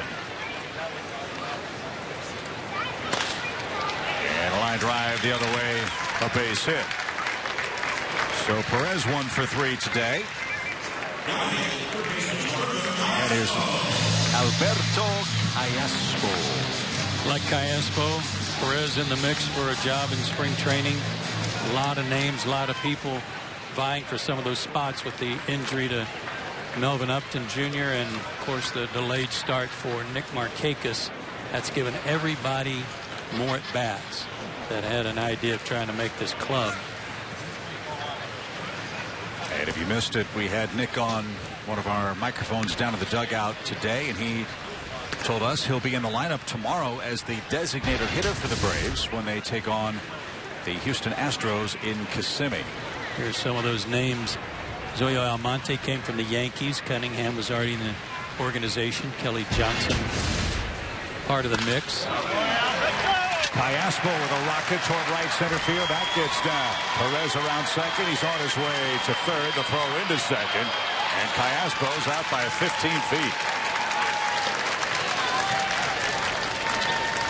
Now it goes a single. Callaspo's out number 1, but Perez at third.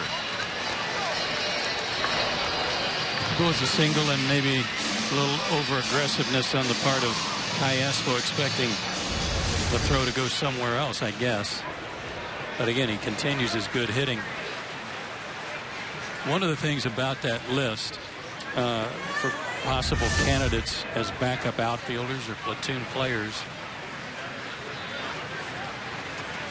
is this guy, Kelly Johnson, because he's also listed among the candidates for the infield. So I think if all goes according to plan and he keeps hitting the way he's been hitting, especially, he's going to be that super utility guy that swings both infield and outfield. No balls at a strike for Kelly Johnson. Does the fact that the organization knows Kelly so well factor into that final decision? Sure it does. I mean, but Kelly was part of the baby Braves. Hard to believe that was 10 years ago. Yeah, but more importantly, what he's done over the last 2 or 3 years, I'll say, with different ball clubs. He's come off the bench and then provided some pop for some ball clubs. He's acclimated to pinch hitting and being that utility guy.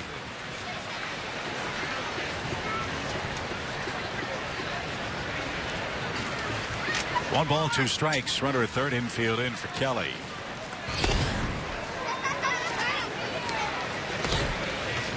Well, you know, he's obviously hoping to make this team, but he's kept his home in Atlanta.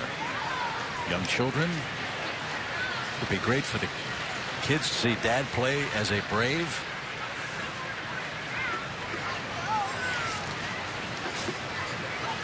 About 2 weeks, that decision will be made. Not sooner. Strike 3. Farmer with a pretty pitch. 2 out. Boy, McCann's gloves really popping. This guy throws hard. Yeah, 94. Pretty stiff fastball. Got a little help from McCann on that, too. But too close to take.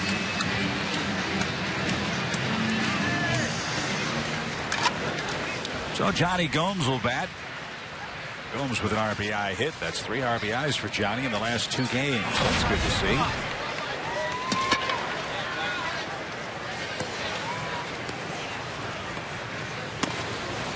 And Farmer delivers a strike. This is something you see a lot of in spring training. Teams will try to find a way for Detroit natives to play against the Tigers, Atlanta natives to play against the Braves if possible, if those players are on the roster. I'm sure Buck Farmer's family's watching the game today, hoping he'd pitch. And he's done a good job to this point. Throwing hard. 1 ball, 1 strike.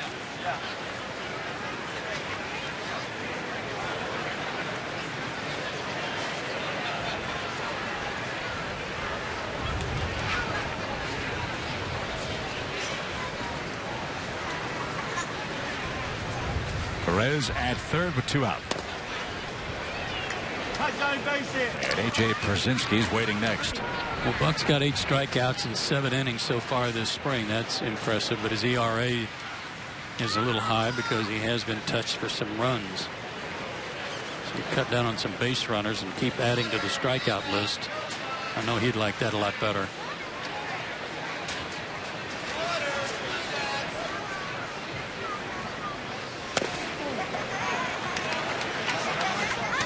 Johnny's trying to reel him in. He ought to see a pretty good pitch here. 3 balls and a strike.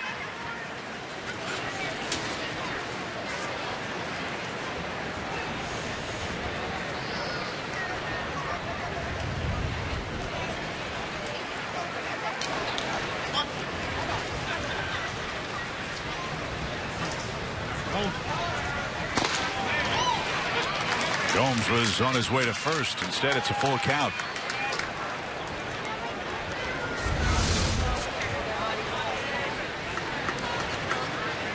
Pretty good tailing action on that fastball. Can't give up on it.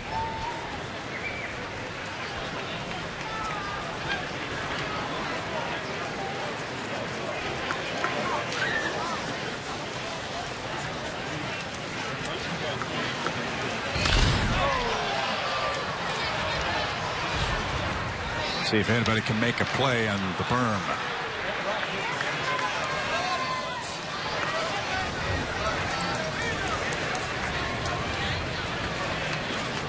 Hey, the berm's come a long way. They've got their own little tents out there with beer and margaritas and baseball fair. You don't have to come out there and suffer. Down the left field line. Oh, that one bounced off the tent in the Tigers bullpen.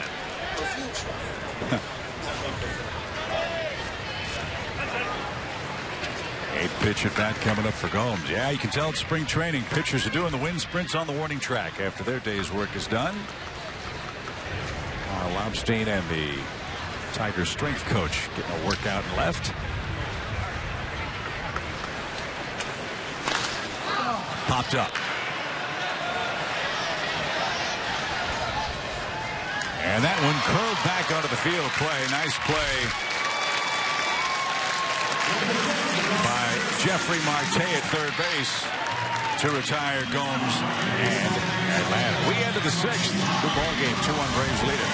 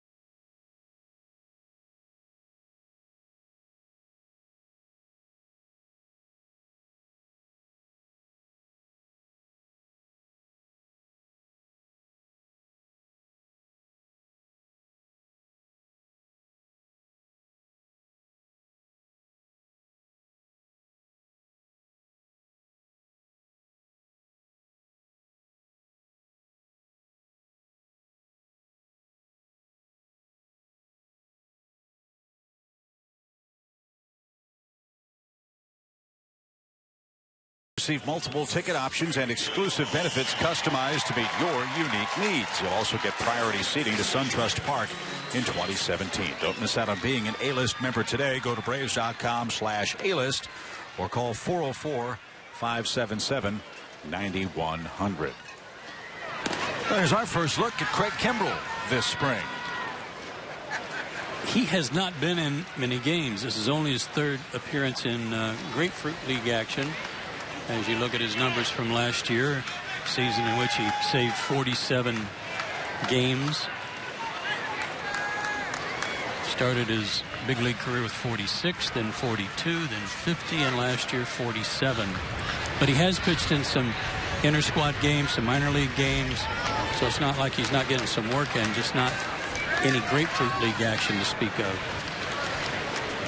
Well, he'll be tested right away because Victor Martinez is up first.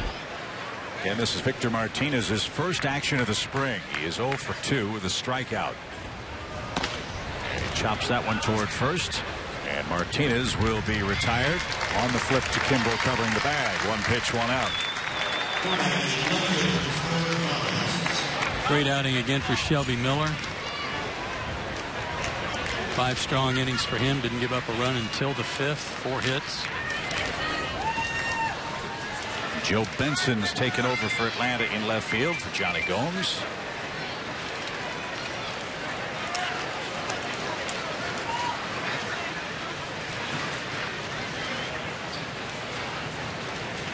Gomes finished his day 1-4-3 at the plate. Here's Tyler Collins. He has struck out twice. Lost fly ball in the sun in the first inning of play, and that led to the first Braves run.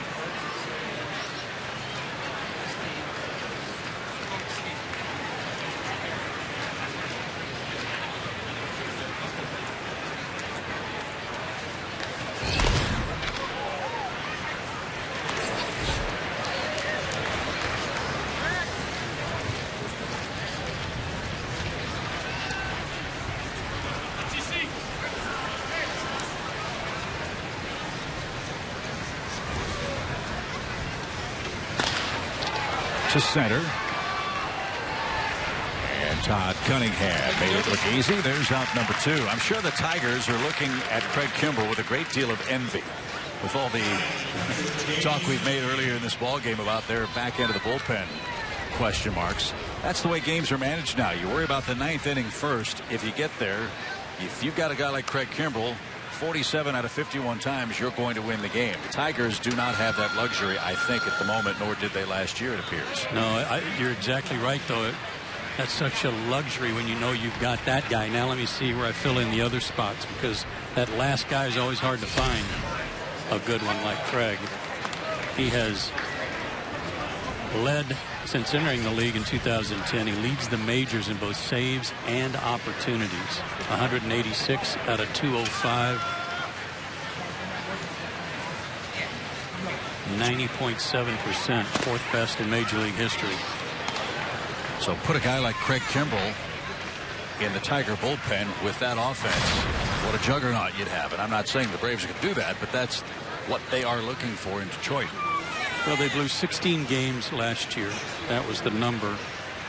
And he blew, what was it, 4? Yeah. 4 blown saves. So add double-digit wins to their total, and they walk away from the Central. But more importantly, what happened in the playoffs, which you were exactly on hand to see. 11 earned runs allowed by the Tigers bullpen in 4 2/3 innings against the Baltimore Orioles. And he just struck out James McCann with a 97-mile-an-hour fastball. Craig Kimbrel with a 1-2-3, Atlanta's 6th. It's a pretty good weapon.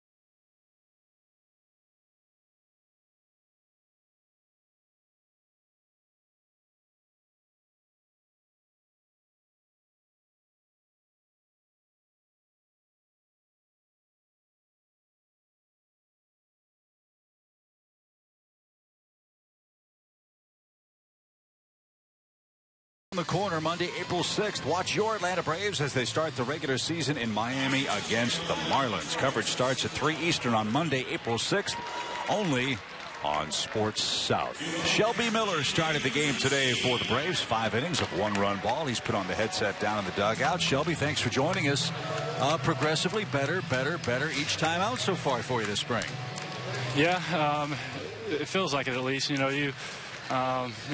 Coming off that first start was a little rough, and it's not too much harder to get better than that. But yeah, I feel like we've done a good job going forward. My arm feels good. Pitchers are getting sharper, and that's the only thing that matters right now. But other than that, I feel good. Yeah, I think that's pretty apparent, Shelby, with everybody across the board. Every time out, everybody seems to be getting a little bit better, but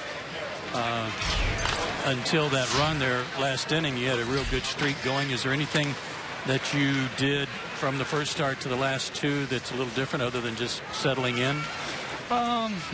Nothing that really stands out. A couple things mechanically that are, easy fixes that you really don't get early on.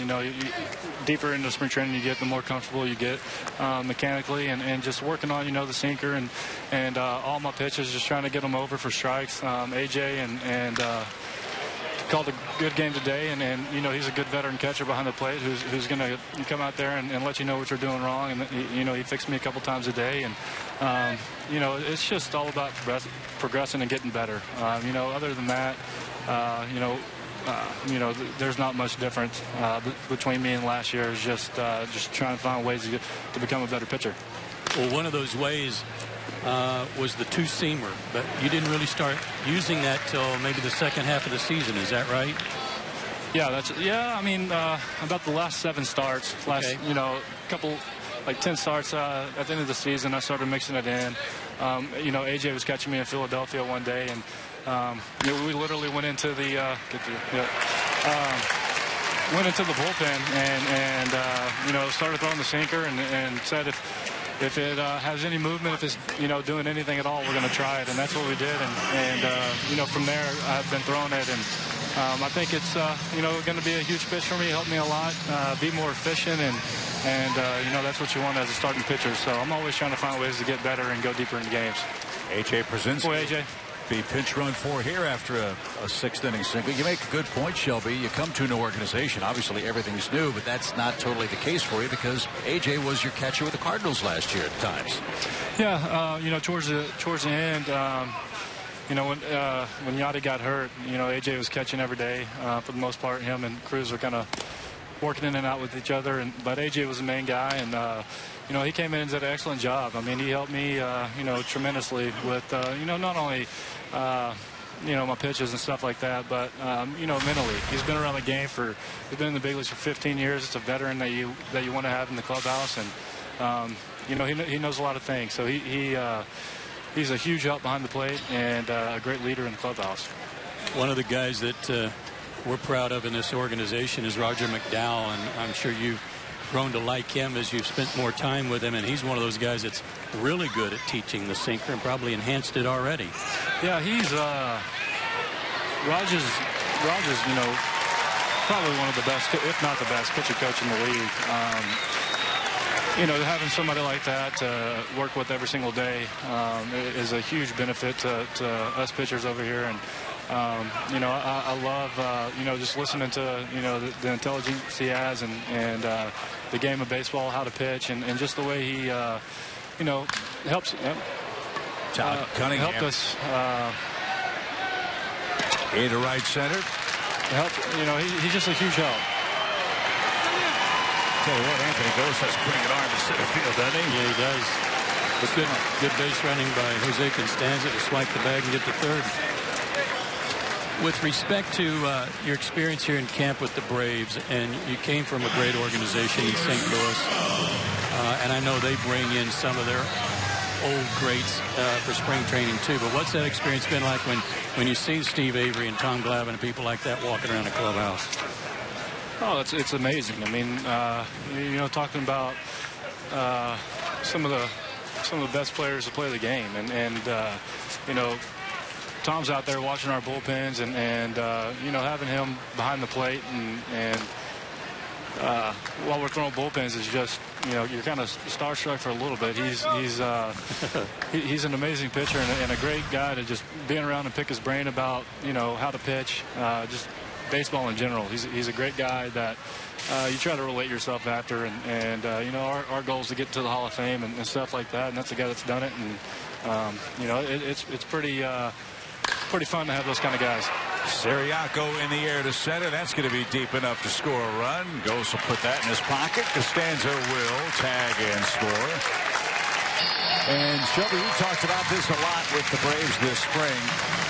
This is not going to be a team that has 4 guys hitting 30 home runs a year. They're going to play or have to play a lot of ABC baseball. And you guys have done that today. As a pitcher, that's got to be rewarding to see an insurance run like that get tacked on here. I mean, absolutely. You know, there's you know, all the expectations and stuff like that every baseball team has, and you know, some teams exceed the expectations. Some people don't live up to it, but at the same time, we know what we have here. We have you know, a lot of guys with heart, a lot of guys that are going to go out and play their hardest every single day, and that's what you want in a team. And I think that's exactly what we have over here. A lot of guys that just lay it all on the lines, and you know, it's just fun to be over here. I love it so much, and you know, I'm looking forward to a healthy, hopefully long season in Atlanta. So you know, we'll see what 2015 has in store for us. Well, Shelby, we appreciate your time, man. Great job today. Look forward to seeing you down in Miami. I'm guessing you'll get the ball in that first series against the Marlins. As you know, it's a big ballpark, fun place to pitch, and always fun to face your Eastern rivals down in Miami. Absolutely. Look forward to watching you pitch, kid. I appreciate it. Thank you. All right, Shelby Miller. Good start today for the Braves. 5 innings of 1-run ball. And Atlanta tacks on another tally here in the 6th inning off right-hander Al Albuquerque. 3-1 Atlanta. We head to the 7th.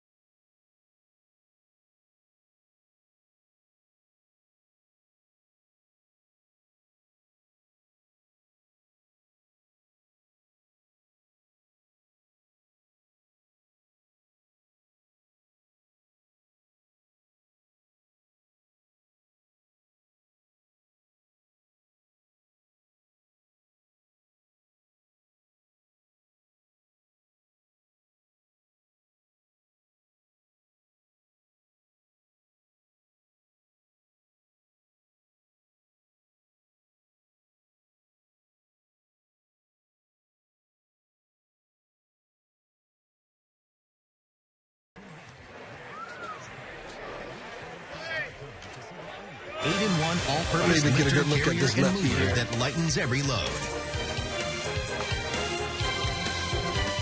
Joe Simpson, Chip Carey, the rest of our Fox Sports Nice, South that crew was with good you baseball in right there. Orlando. Excellent 3-1 Braves. Shelby Miller and Craig Kimbrell have worked on the mound today. This is Josh Outman, who's trying to make the Braves bullpen. Atlanta has some opportunities for left-handed relievers in the latter days of camp. And a strike to Aaron Westlake. Josh got off to a good start in spring training. No runs, no hits in his first 3 appearances, but his last 2 have been a little rough. Last 2 innings, 7 hits and 3 runs allowed, no walks or strikeouts. And that's not a good way to start. He hits Westlake with a pitched ball. It's amazing this spring how much trouble the Braves left-handed relievers have had in retiring left-handed hitters. And that continues here with a hit batsman to start the top of the 7th. Got him a little below the belt.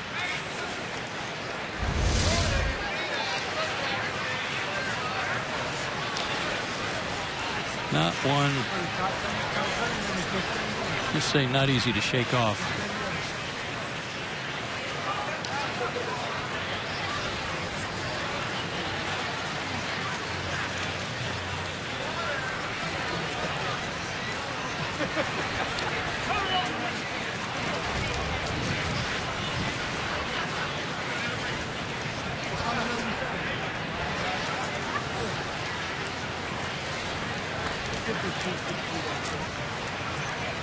Westlake gingerly takes his lead from first as Jeffrey Marte hits and takes a ball. 1 ball, no strikes. Your point's a good one, though, Chip. Avilan, Russell, Outman, one of those guys needs to step up, if not 2 of them, to show they can get some lefties out. And that was a problem for James Russell last year. He did a good job against right-handers. Luis Avilan last year, while he certainly didn't have a bad year, it was not quite the year he had in 13, and he lost a little bit on his fastball. So there's a job there for the taking 2. That's the bridge between the starters and the last 3 guys. Which figure to be in some order Grilli and Johnson, and then Craig Kimbrell for the final 3 outs. Wholesale changes for the Braves defensively. We'll give you those in a second.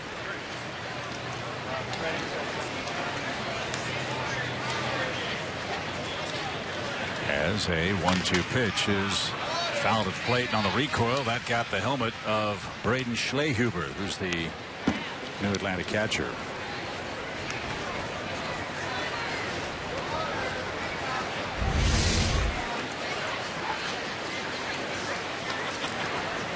Goodness, he had that helmet on.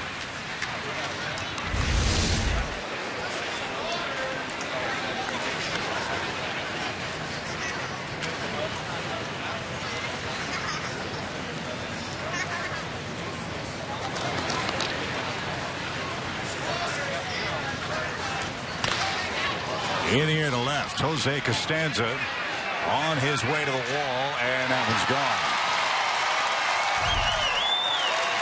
A hit batsman and a home run has tied the game for the Tigers here in the 7th.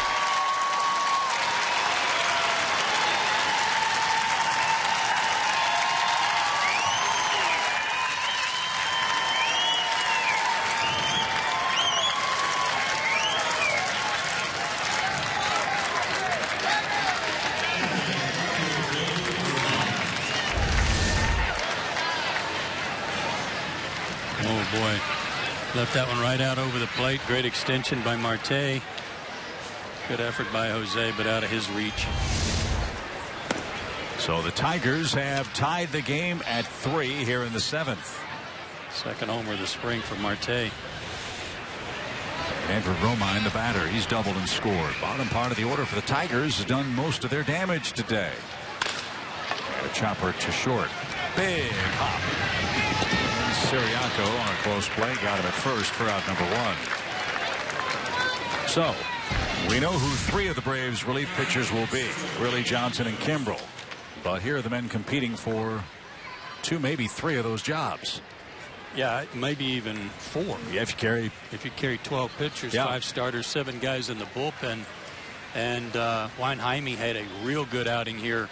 Was it yesterday or the day before? Yesterday.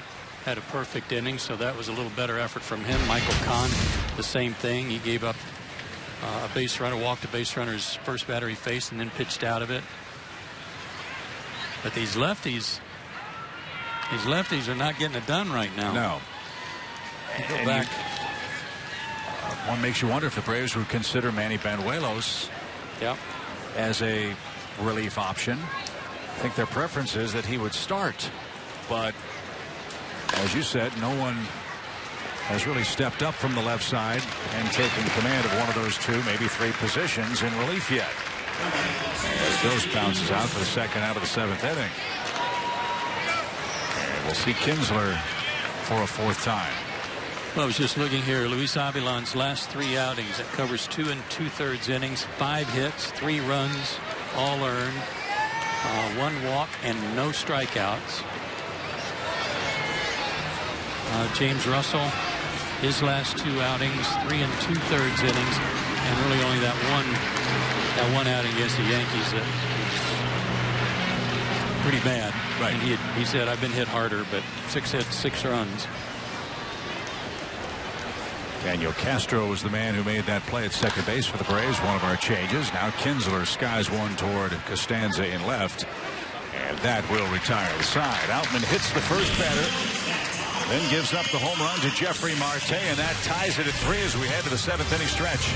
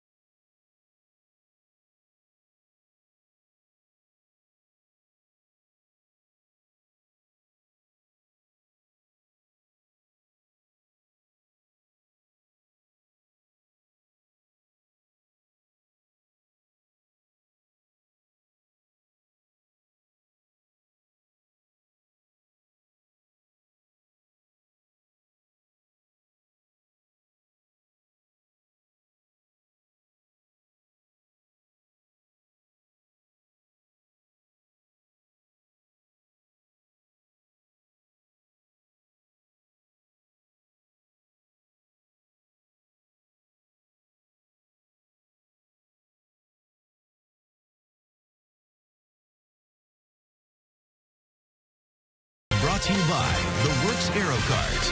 Go to aerocart.com to see the only 8-in-1 all-purpose lifter, carrier, and mover that lightens every load. Tie game now, 3-3, bottom of the 7th inning. Detroit goes to the bullpen once again. They're looking for a healthy return from this man, Bruce Rondon, who missed all of last year with Tommy John surgery. Had that a year ago in March. This is his 5th outing of the spring. And could make a difference in their bullpen for sure.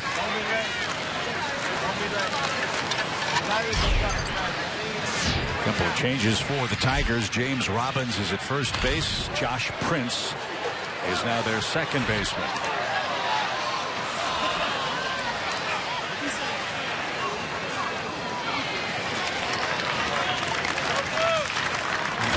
Joe Benson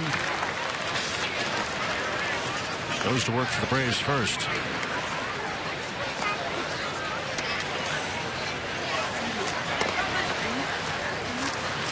Talking to Carlos Tosca, the Braves bench coach, about Benson. He likes him. Yeah, I've heard a lot of talk about him lately. I don't know much about him. This is my first time to see him hit. Braves signed him as a minor league free agent in January. Originally signed by the Twins, he was in the Marlins organization, played AA and AAA last year at Jacksonville and New Orleans. Hit .259, scored 71 runs, 10 homers, 62 RBIs in 2 spots. First professional contract was in 2006 with the Gulf Coast League Twins. He has big league experience. That came in 2011 in Minnesota.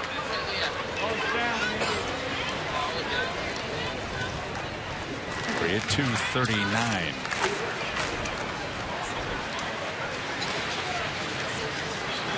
Out of Joliet Catholic Academy in Illinois. Lives in Chicago in the offseason.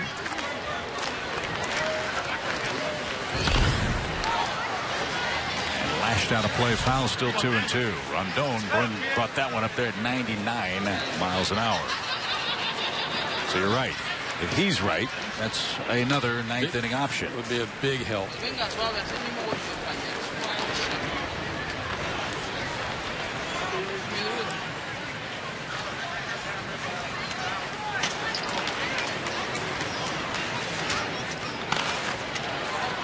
Popped up foul and out of play.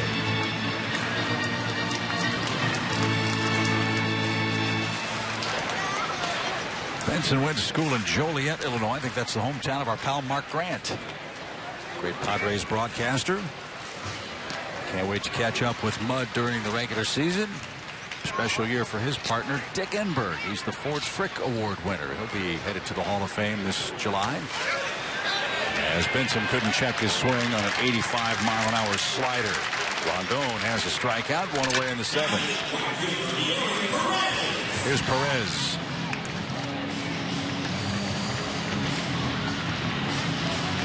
Braves will play the Astros tomorrow. Mike Fultonevich and Scott Feldman will hook up down in Kissimmee. Nick Markakis told us earlier, if you're just joining us, that his plan is to be the DH. Get 4 at-bats, we hope, against the Astros. Nick was kind enough to join us for an in-dugout interview during the game. We appreciate that. It's funny how it's hard for me to still remember that the Astros are in the American League, because I'm thinking, oh, they must be making a special accommodation for the DH tomorrow.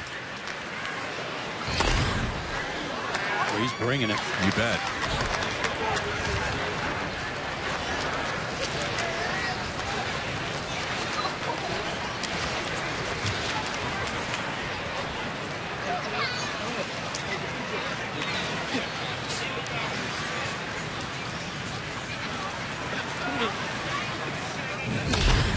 Little chopper out towards short.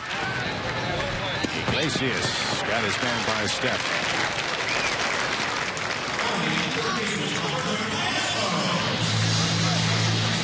Iglesias is also a guy who's going to make them better defensively. Not a bad offensive player, but just very gifted athletically at shortstop. And some youth. Yeah. And that's always important.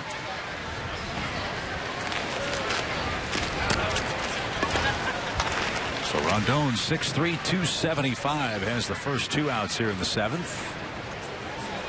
And Callaspo, the batter, and he takes low.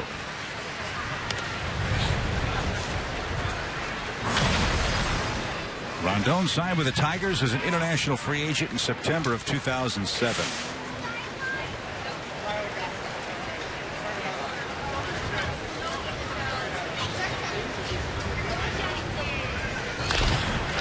And 97-mile-an-hour heaters turned around to right. Bobby Cox always said, you throw it enough, hitter in the big leagues can time a jet.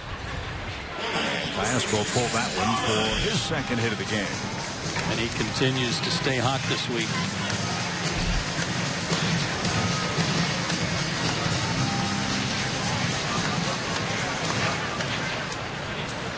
Seth Lohman's a guy that came in for Kelly Johnson. We saw him yesterday.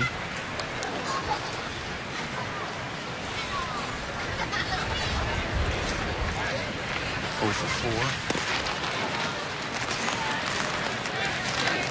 Well, Dave Dombrowski referred to Rondon as a rare talent after the 2012 season. Their plan was to give him the closing opportunity in 2013.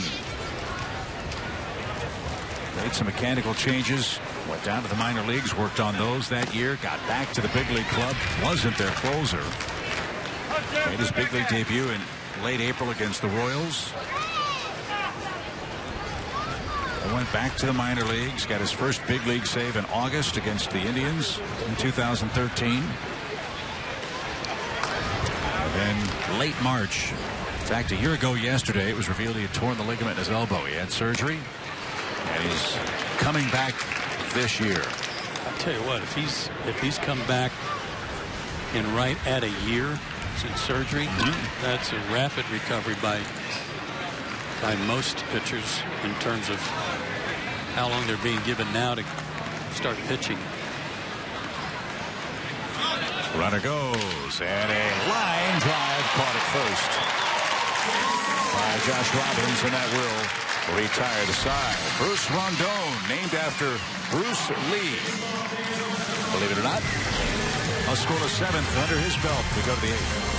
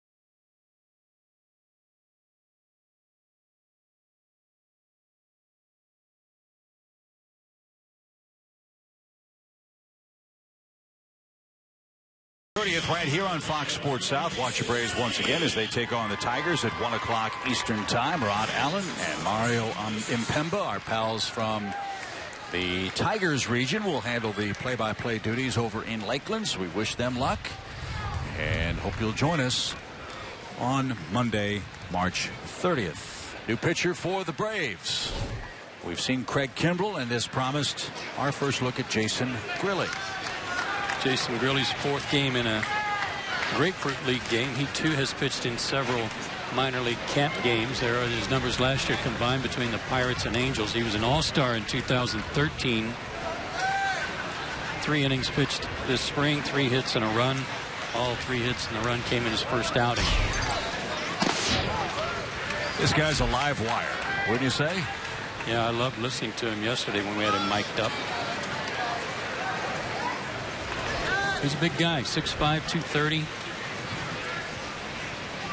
And great hair. That's very important. Here's Iglesias. I knew you would notice that.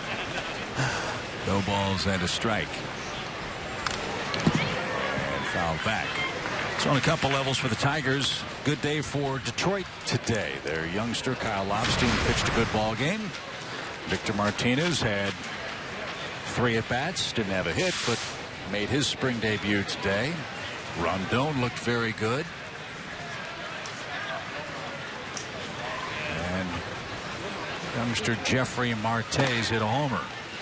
For the Braves, Shelby Miller, 5 innings of 1-run ball. Craig Kimbrell, a perfect inning. And the Braves once again manufactured 3 runs of offense today. Good, solid, fundamental ABC offensive baseball.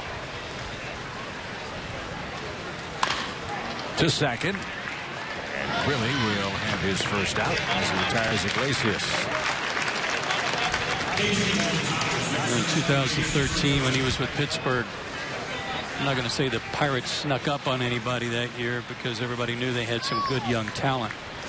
But he was the closer on that ball club where the Pirates finally got it turned around and made a run in that division. And he was one of the spark plugs for that whole ball club, Jason Grilli. An all Jason matchup here. Jason Krezan is up for the Tigers.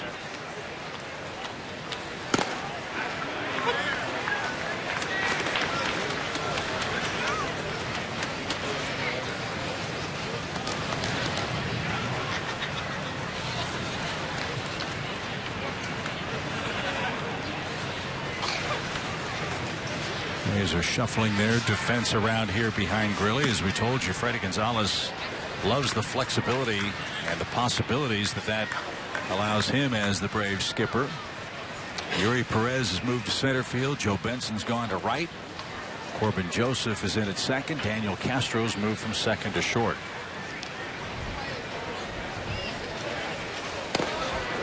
Braves still have a lot of players in camp. Good hook. 46 at last count. It's because there's so many jobs that are still unclaimed at this point.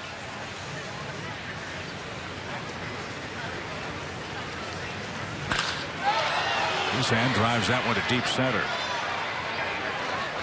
And Perez backtracks to the track. He hit that ball a long way. Mark big enough to hold it, though. 2 outs.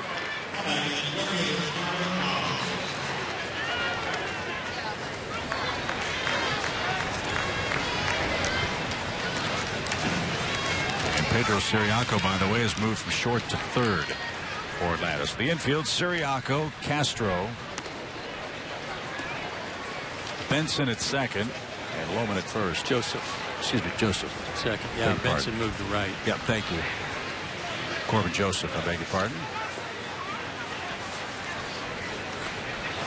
Here's Tyler Collins, 0 for 3 with a couple of punch outs.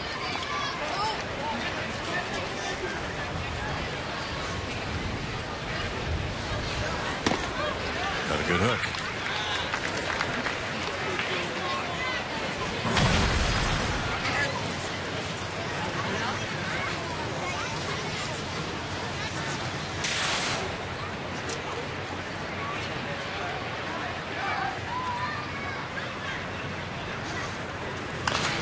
Right off his knuckles and into the seats. And it's 0-2.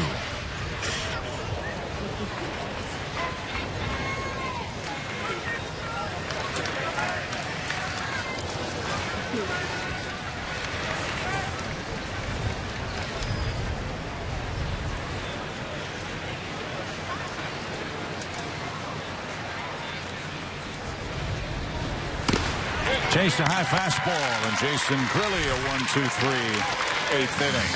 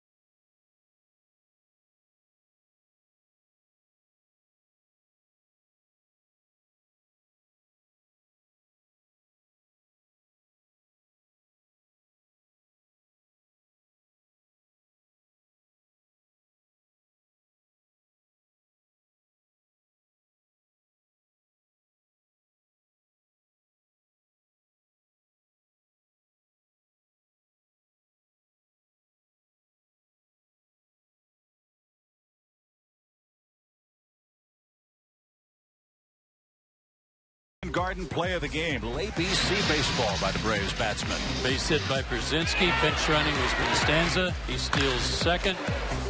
Goes to third on a fly ball. Get out! Stay there! Tag up. You're scoring. You're scoring. Take your time. Easy. Go. That's baseball, boys. Sure is, Bo. That was fun to watch. Well executed.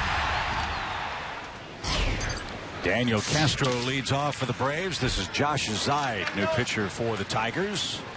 Manny Pena is behind the plate, new catcher for Detroit 2.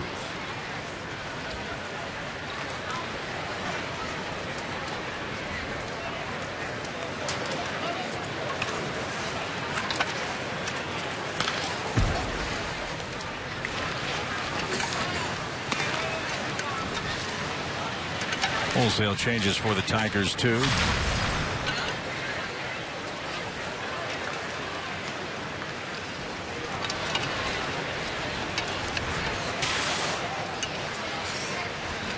As Castro gets it started.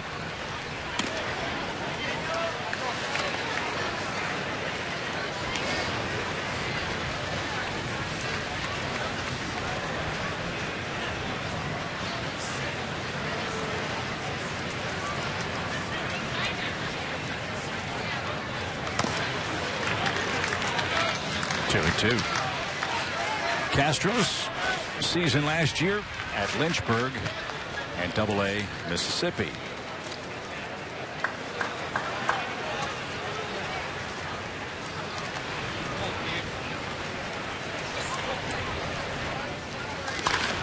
Back where it came from. That'll make Kevin Seitzer happy, won't it? I think a lot of people happy getting a rally started in the tie game in the 8th.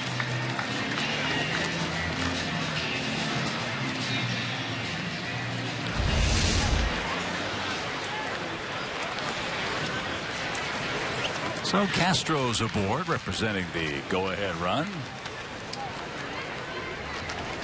And Jose Costanza's the batter. If you weren't with us yesterday, Jose was brought over yesterday to play in the split squad game and did not get an invite to camp, but has been brought back because of some of the guys that are vying for an outfield spot haven't been doing so good. This guy always makes them good happen. He just bunted for a hit. He's already stolen a base, scored a run as a pinch runner, and now he's got himself a bunt base hit when he was just trying to bunt the guy over.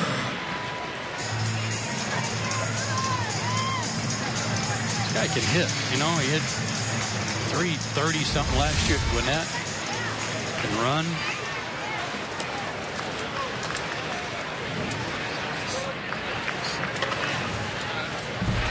Well, you were talking yesterday about how Brian Snitker was bragging about Jose Costanza and the job he did last year.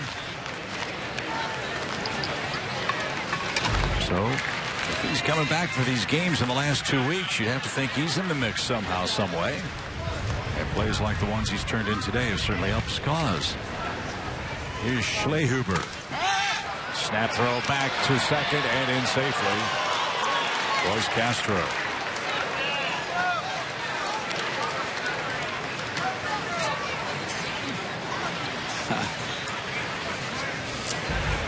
There's the handsome face of Jason Grilli. Nice flow, nice inning. Good job. Thank you, guys. How you doing with all these long names this spring? Yeah, can you do something about that? Schluber and I can't say it, even the Foltynewicz.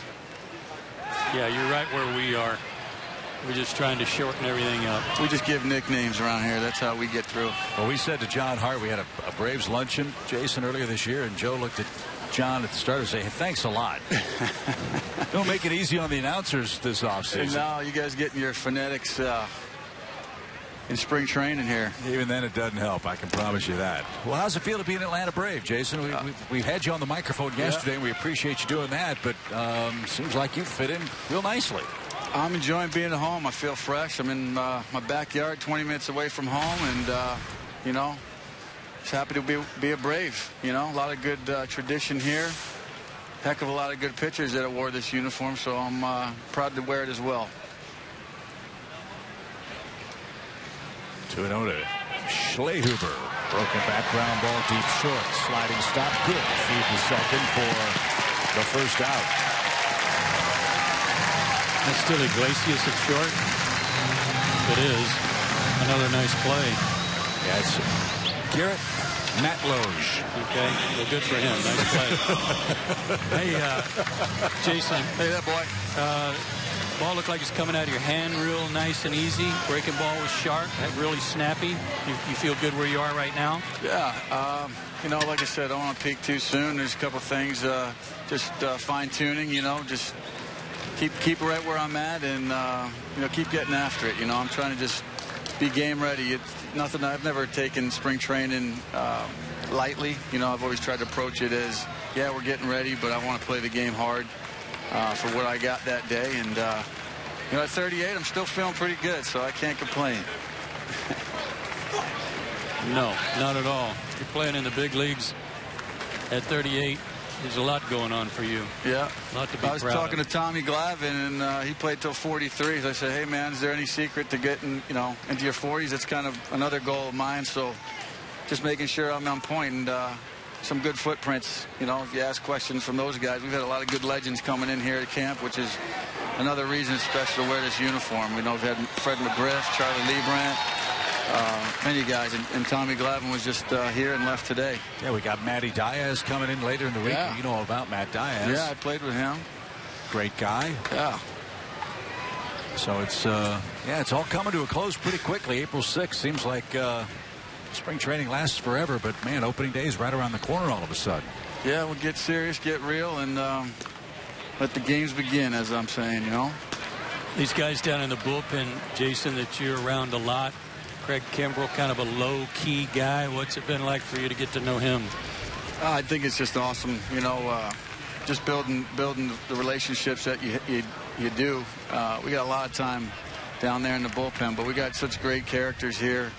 A lot of great personalities, good people. So I think it's going to be real easy to mesh in and mesh together, do what we need to do, and that's win ball games. We got a really solid bullpen on paper.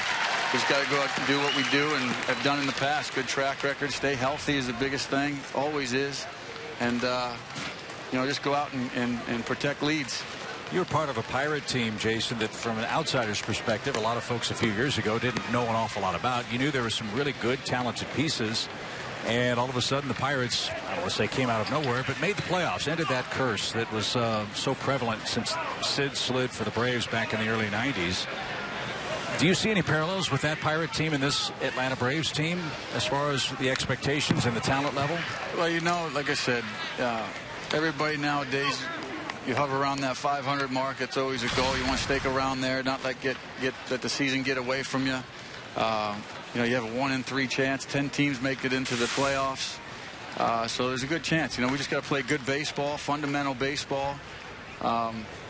I don't see why not. I like being an underdog because teams can kind of sleep on you and take you lightly. So if that's how we're being looked at, then by all means, let's play ball. Look at this great piece of hitting by Siriaco. A one-out single scores 2 runs, and the Braves manufactured these runs, Joe. This is something, Jason, that was sorely missing from the Braves offense the last couple of years. And, boy, since I've been here this week, this has been great execution all around by everybody, getting guys on, getting them over, and in this case, getting them in. It's fun to watch. I think, you know, play this game loose and having fun. Sometimes when you're pressing, this game can be a lot harder than it is. That's maybe not the correct way to say that statement. This is a tough game, and you know, when you do the right things, you're playing hard, things start flowing nice. We got a good clubhouse, good atmosphere here, a lot of positive attitude. So I'm excited for this club this year. I really am. No, I think what you said is the right thing, because you got to play it relaxed, and you can't be tense and tight and worried about making mistakes. You just got to let it fly. And from a fundamental standpoint, it's been really fun to watch. Everybody's here is working hard. You know, there's an E column in there, but as long as we don't bring, you know, errors into the batter's box and missed pitches for the next at bat, the next batter, you know, you just got to keep going. Well, this game's getting away from Josh Zide here in the 8th inning, as Atlanta's got runners at first and third. Now a 5-3 8th inning lead. Now Benson's going to bat for the Braves. Jason, you guys have a very solid back of the bullpen setup between you, Jim Johnson, and Craig Kimbrell. Have you ever been around that kind of strength at the end of a bullpen before?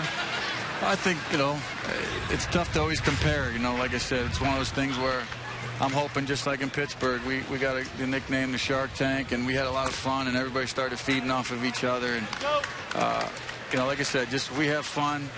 We go out there and focus on just closing out our inning, whatever inning that the ball is getting given to us. We just do our job. I think we can be pretty good. Like I said, on paper, everything always looks great. But we got to go out there and just do what we're capable of doing, execute, and have fun doing it. I think, we got a solid bullpen, and we're going to need those guys in the middle, too. A lot of gets overlooked. They look at the back end of the bullpen, but those guys in the middle sometimes come in with those inherited runners and games on the balance where you're either up 5-3 or down 5-3, and you need that double play ball. Those guys are huge, and sometimes that's the most important part of the game. You've seen it all. You've done just about everything you can do in professional baseball from a pitching standpoint. I think that's safe to say. But you've really been blessed. The last 3 pitching coaches you've had the opportunity to pitch for. We have a lot of respect for Ray Searage and the job he's done with that Pirate staff. Mike Butcher's terrific out there with the Angels. I know your experience with him was a brief one, and now you get a chance to work with Roger McDowell. That's 3 different guys in 2 years. Is that a difficult thing for a pitcher to do, even as a veteran like you are? No, I think what's been cool is that each one of those guys, they've you talk the game, you respect each other, but all these guys have kind of tried to learn me.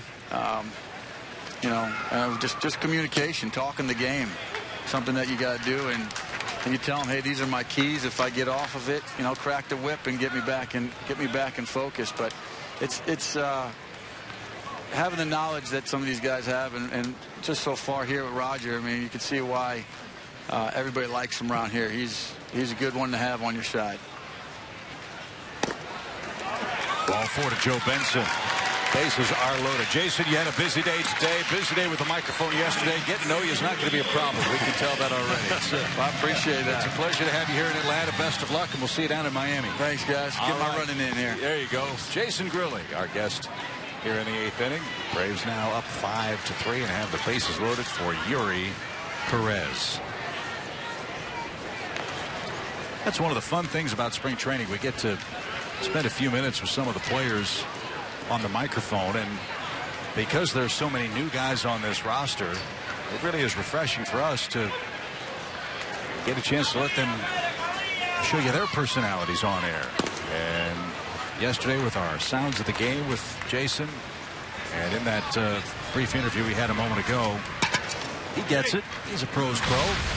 I think he's going to be a wonderful addition to the Braves clubhouse culture, not to mention being part of that 3-headed monster that figures to work the 7th, 8th, and 9th innings in relief. Popped up shallow right off the bat of Perez. And there's the second out. Couldn't agree more. He's got the personality to keep everybody loose down there, keep them in the ball game, and keep them loose. So he's a perfect fit for those guys. So the bags are full for Cedric Hunter. He's out of Decatur, Georgia. It's greater in Decatur, we've been told.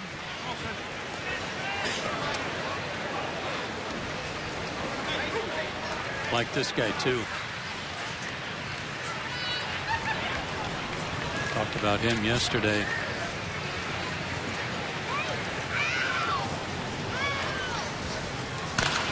Sharply hit. Nice pickup at first. And Hunter is retired. Boy, big day for Pedro Siriaco. 2 hits, 3 RBIs. And he's put the Braves in front, heading to the fateful 9th. 5-3 is your score.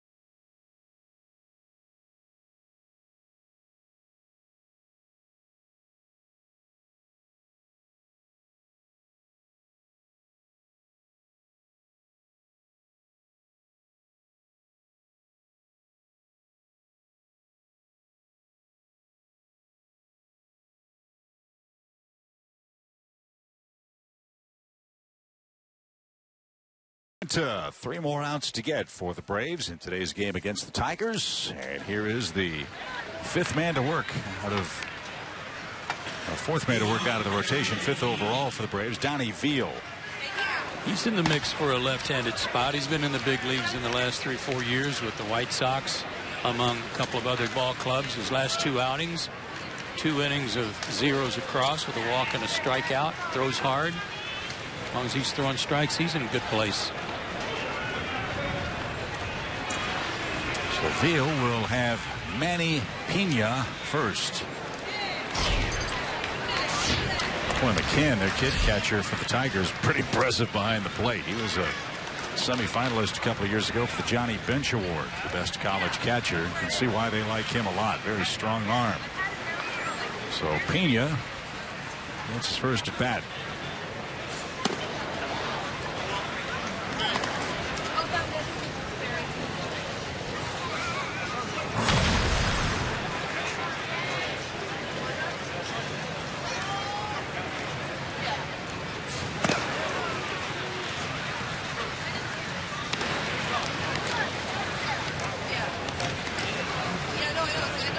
Veal was originally a Cubs prospect. Pirates got him in the Rule 5 draft. Had Tommy John surgery in 2010. And then he went to the White Sox, now the Braves, and he's promptly come in and thrown 3 straight out of the zone. Kind of started that way a couple of days ago, but was able to bounce back. He even threw a couple pitches behind a right-handed hitter and then recovered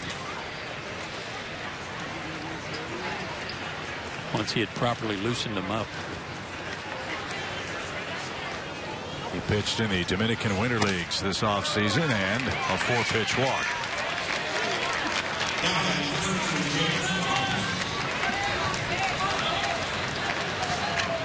Here's James Robbins. He was hit by a pitch and scored on Marte's homer, and that tied the game for Detroit in the 7th. Still some roster decisions in the Braves infield.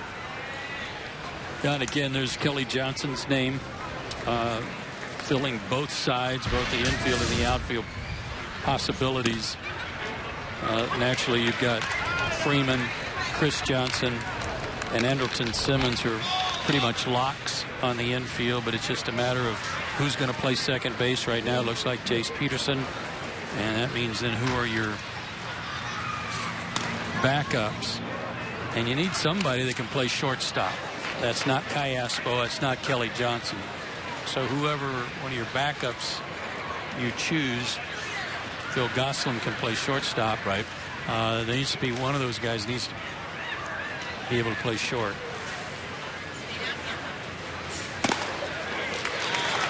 And in the case of Kelly Johnson, that's what Freddie Gonzalez was talking about. He can play everywhere else in the infield except shortstop, but Kelly can play the outfield too. So if you're a jack-of-all-trades player, you're going to have a good long look in spring training for the Braves. And many have.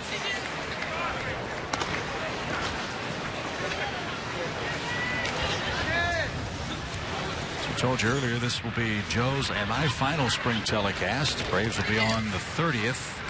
That game will be broadcast by the Fox Sports Detroit crew.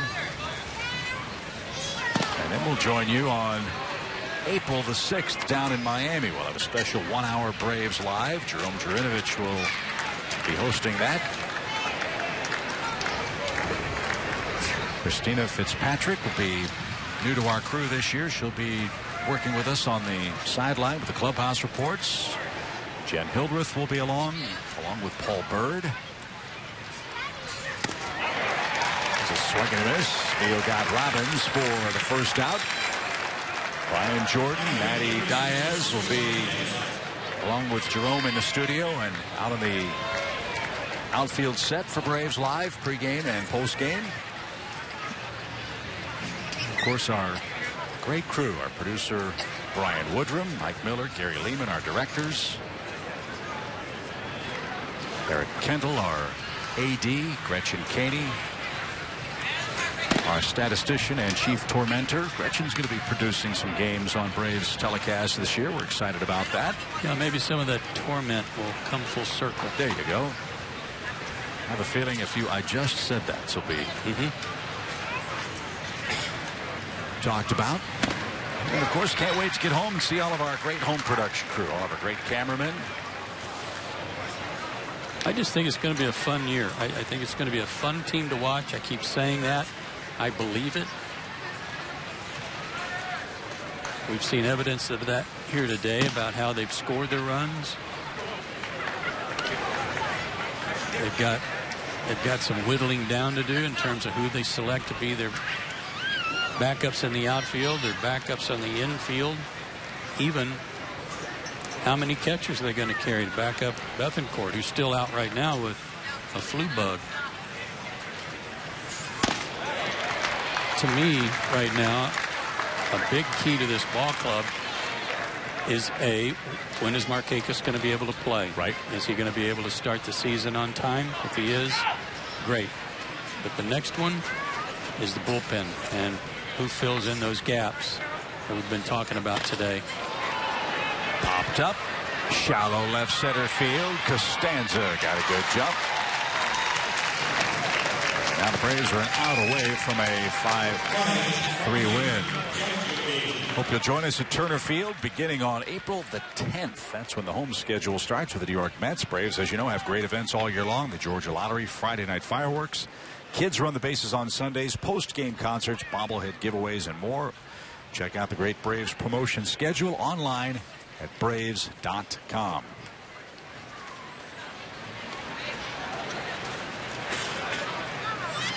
Jeff McVaney is the final hope for the Tigers. All of a sudden, after a shaky start, 4-pitch walk by Veal, he's had very good command.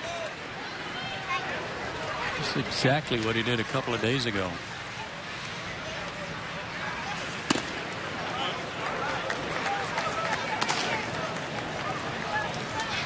This fastball looks like it's running all over the place. He also fired a pretty good changeup to Martinez to retire him too.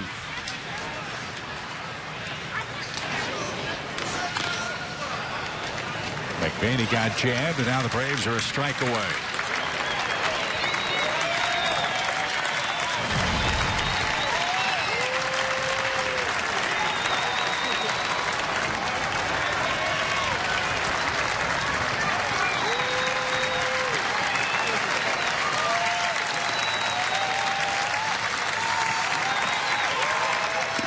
The ball game. Good changeup. And Veal with an impressive ninth inning seals the deal for the Braves, who beat the Tigers 5-3. Atlanta had 12 hits in the ball game and manufactured a bunch of runs. I think every single one of the Braves hits was a single today. Wasn't that fun? Braves 5, Tigers 3. We'll recap it for you in a minute.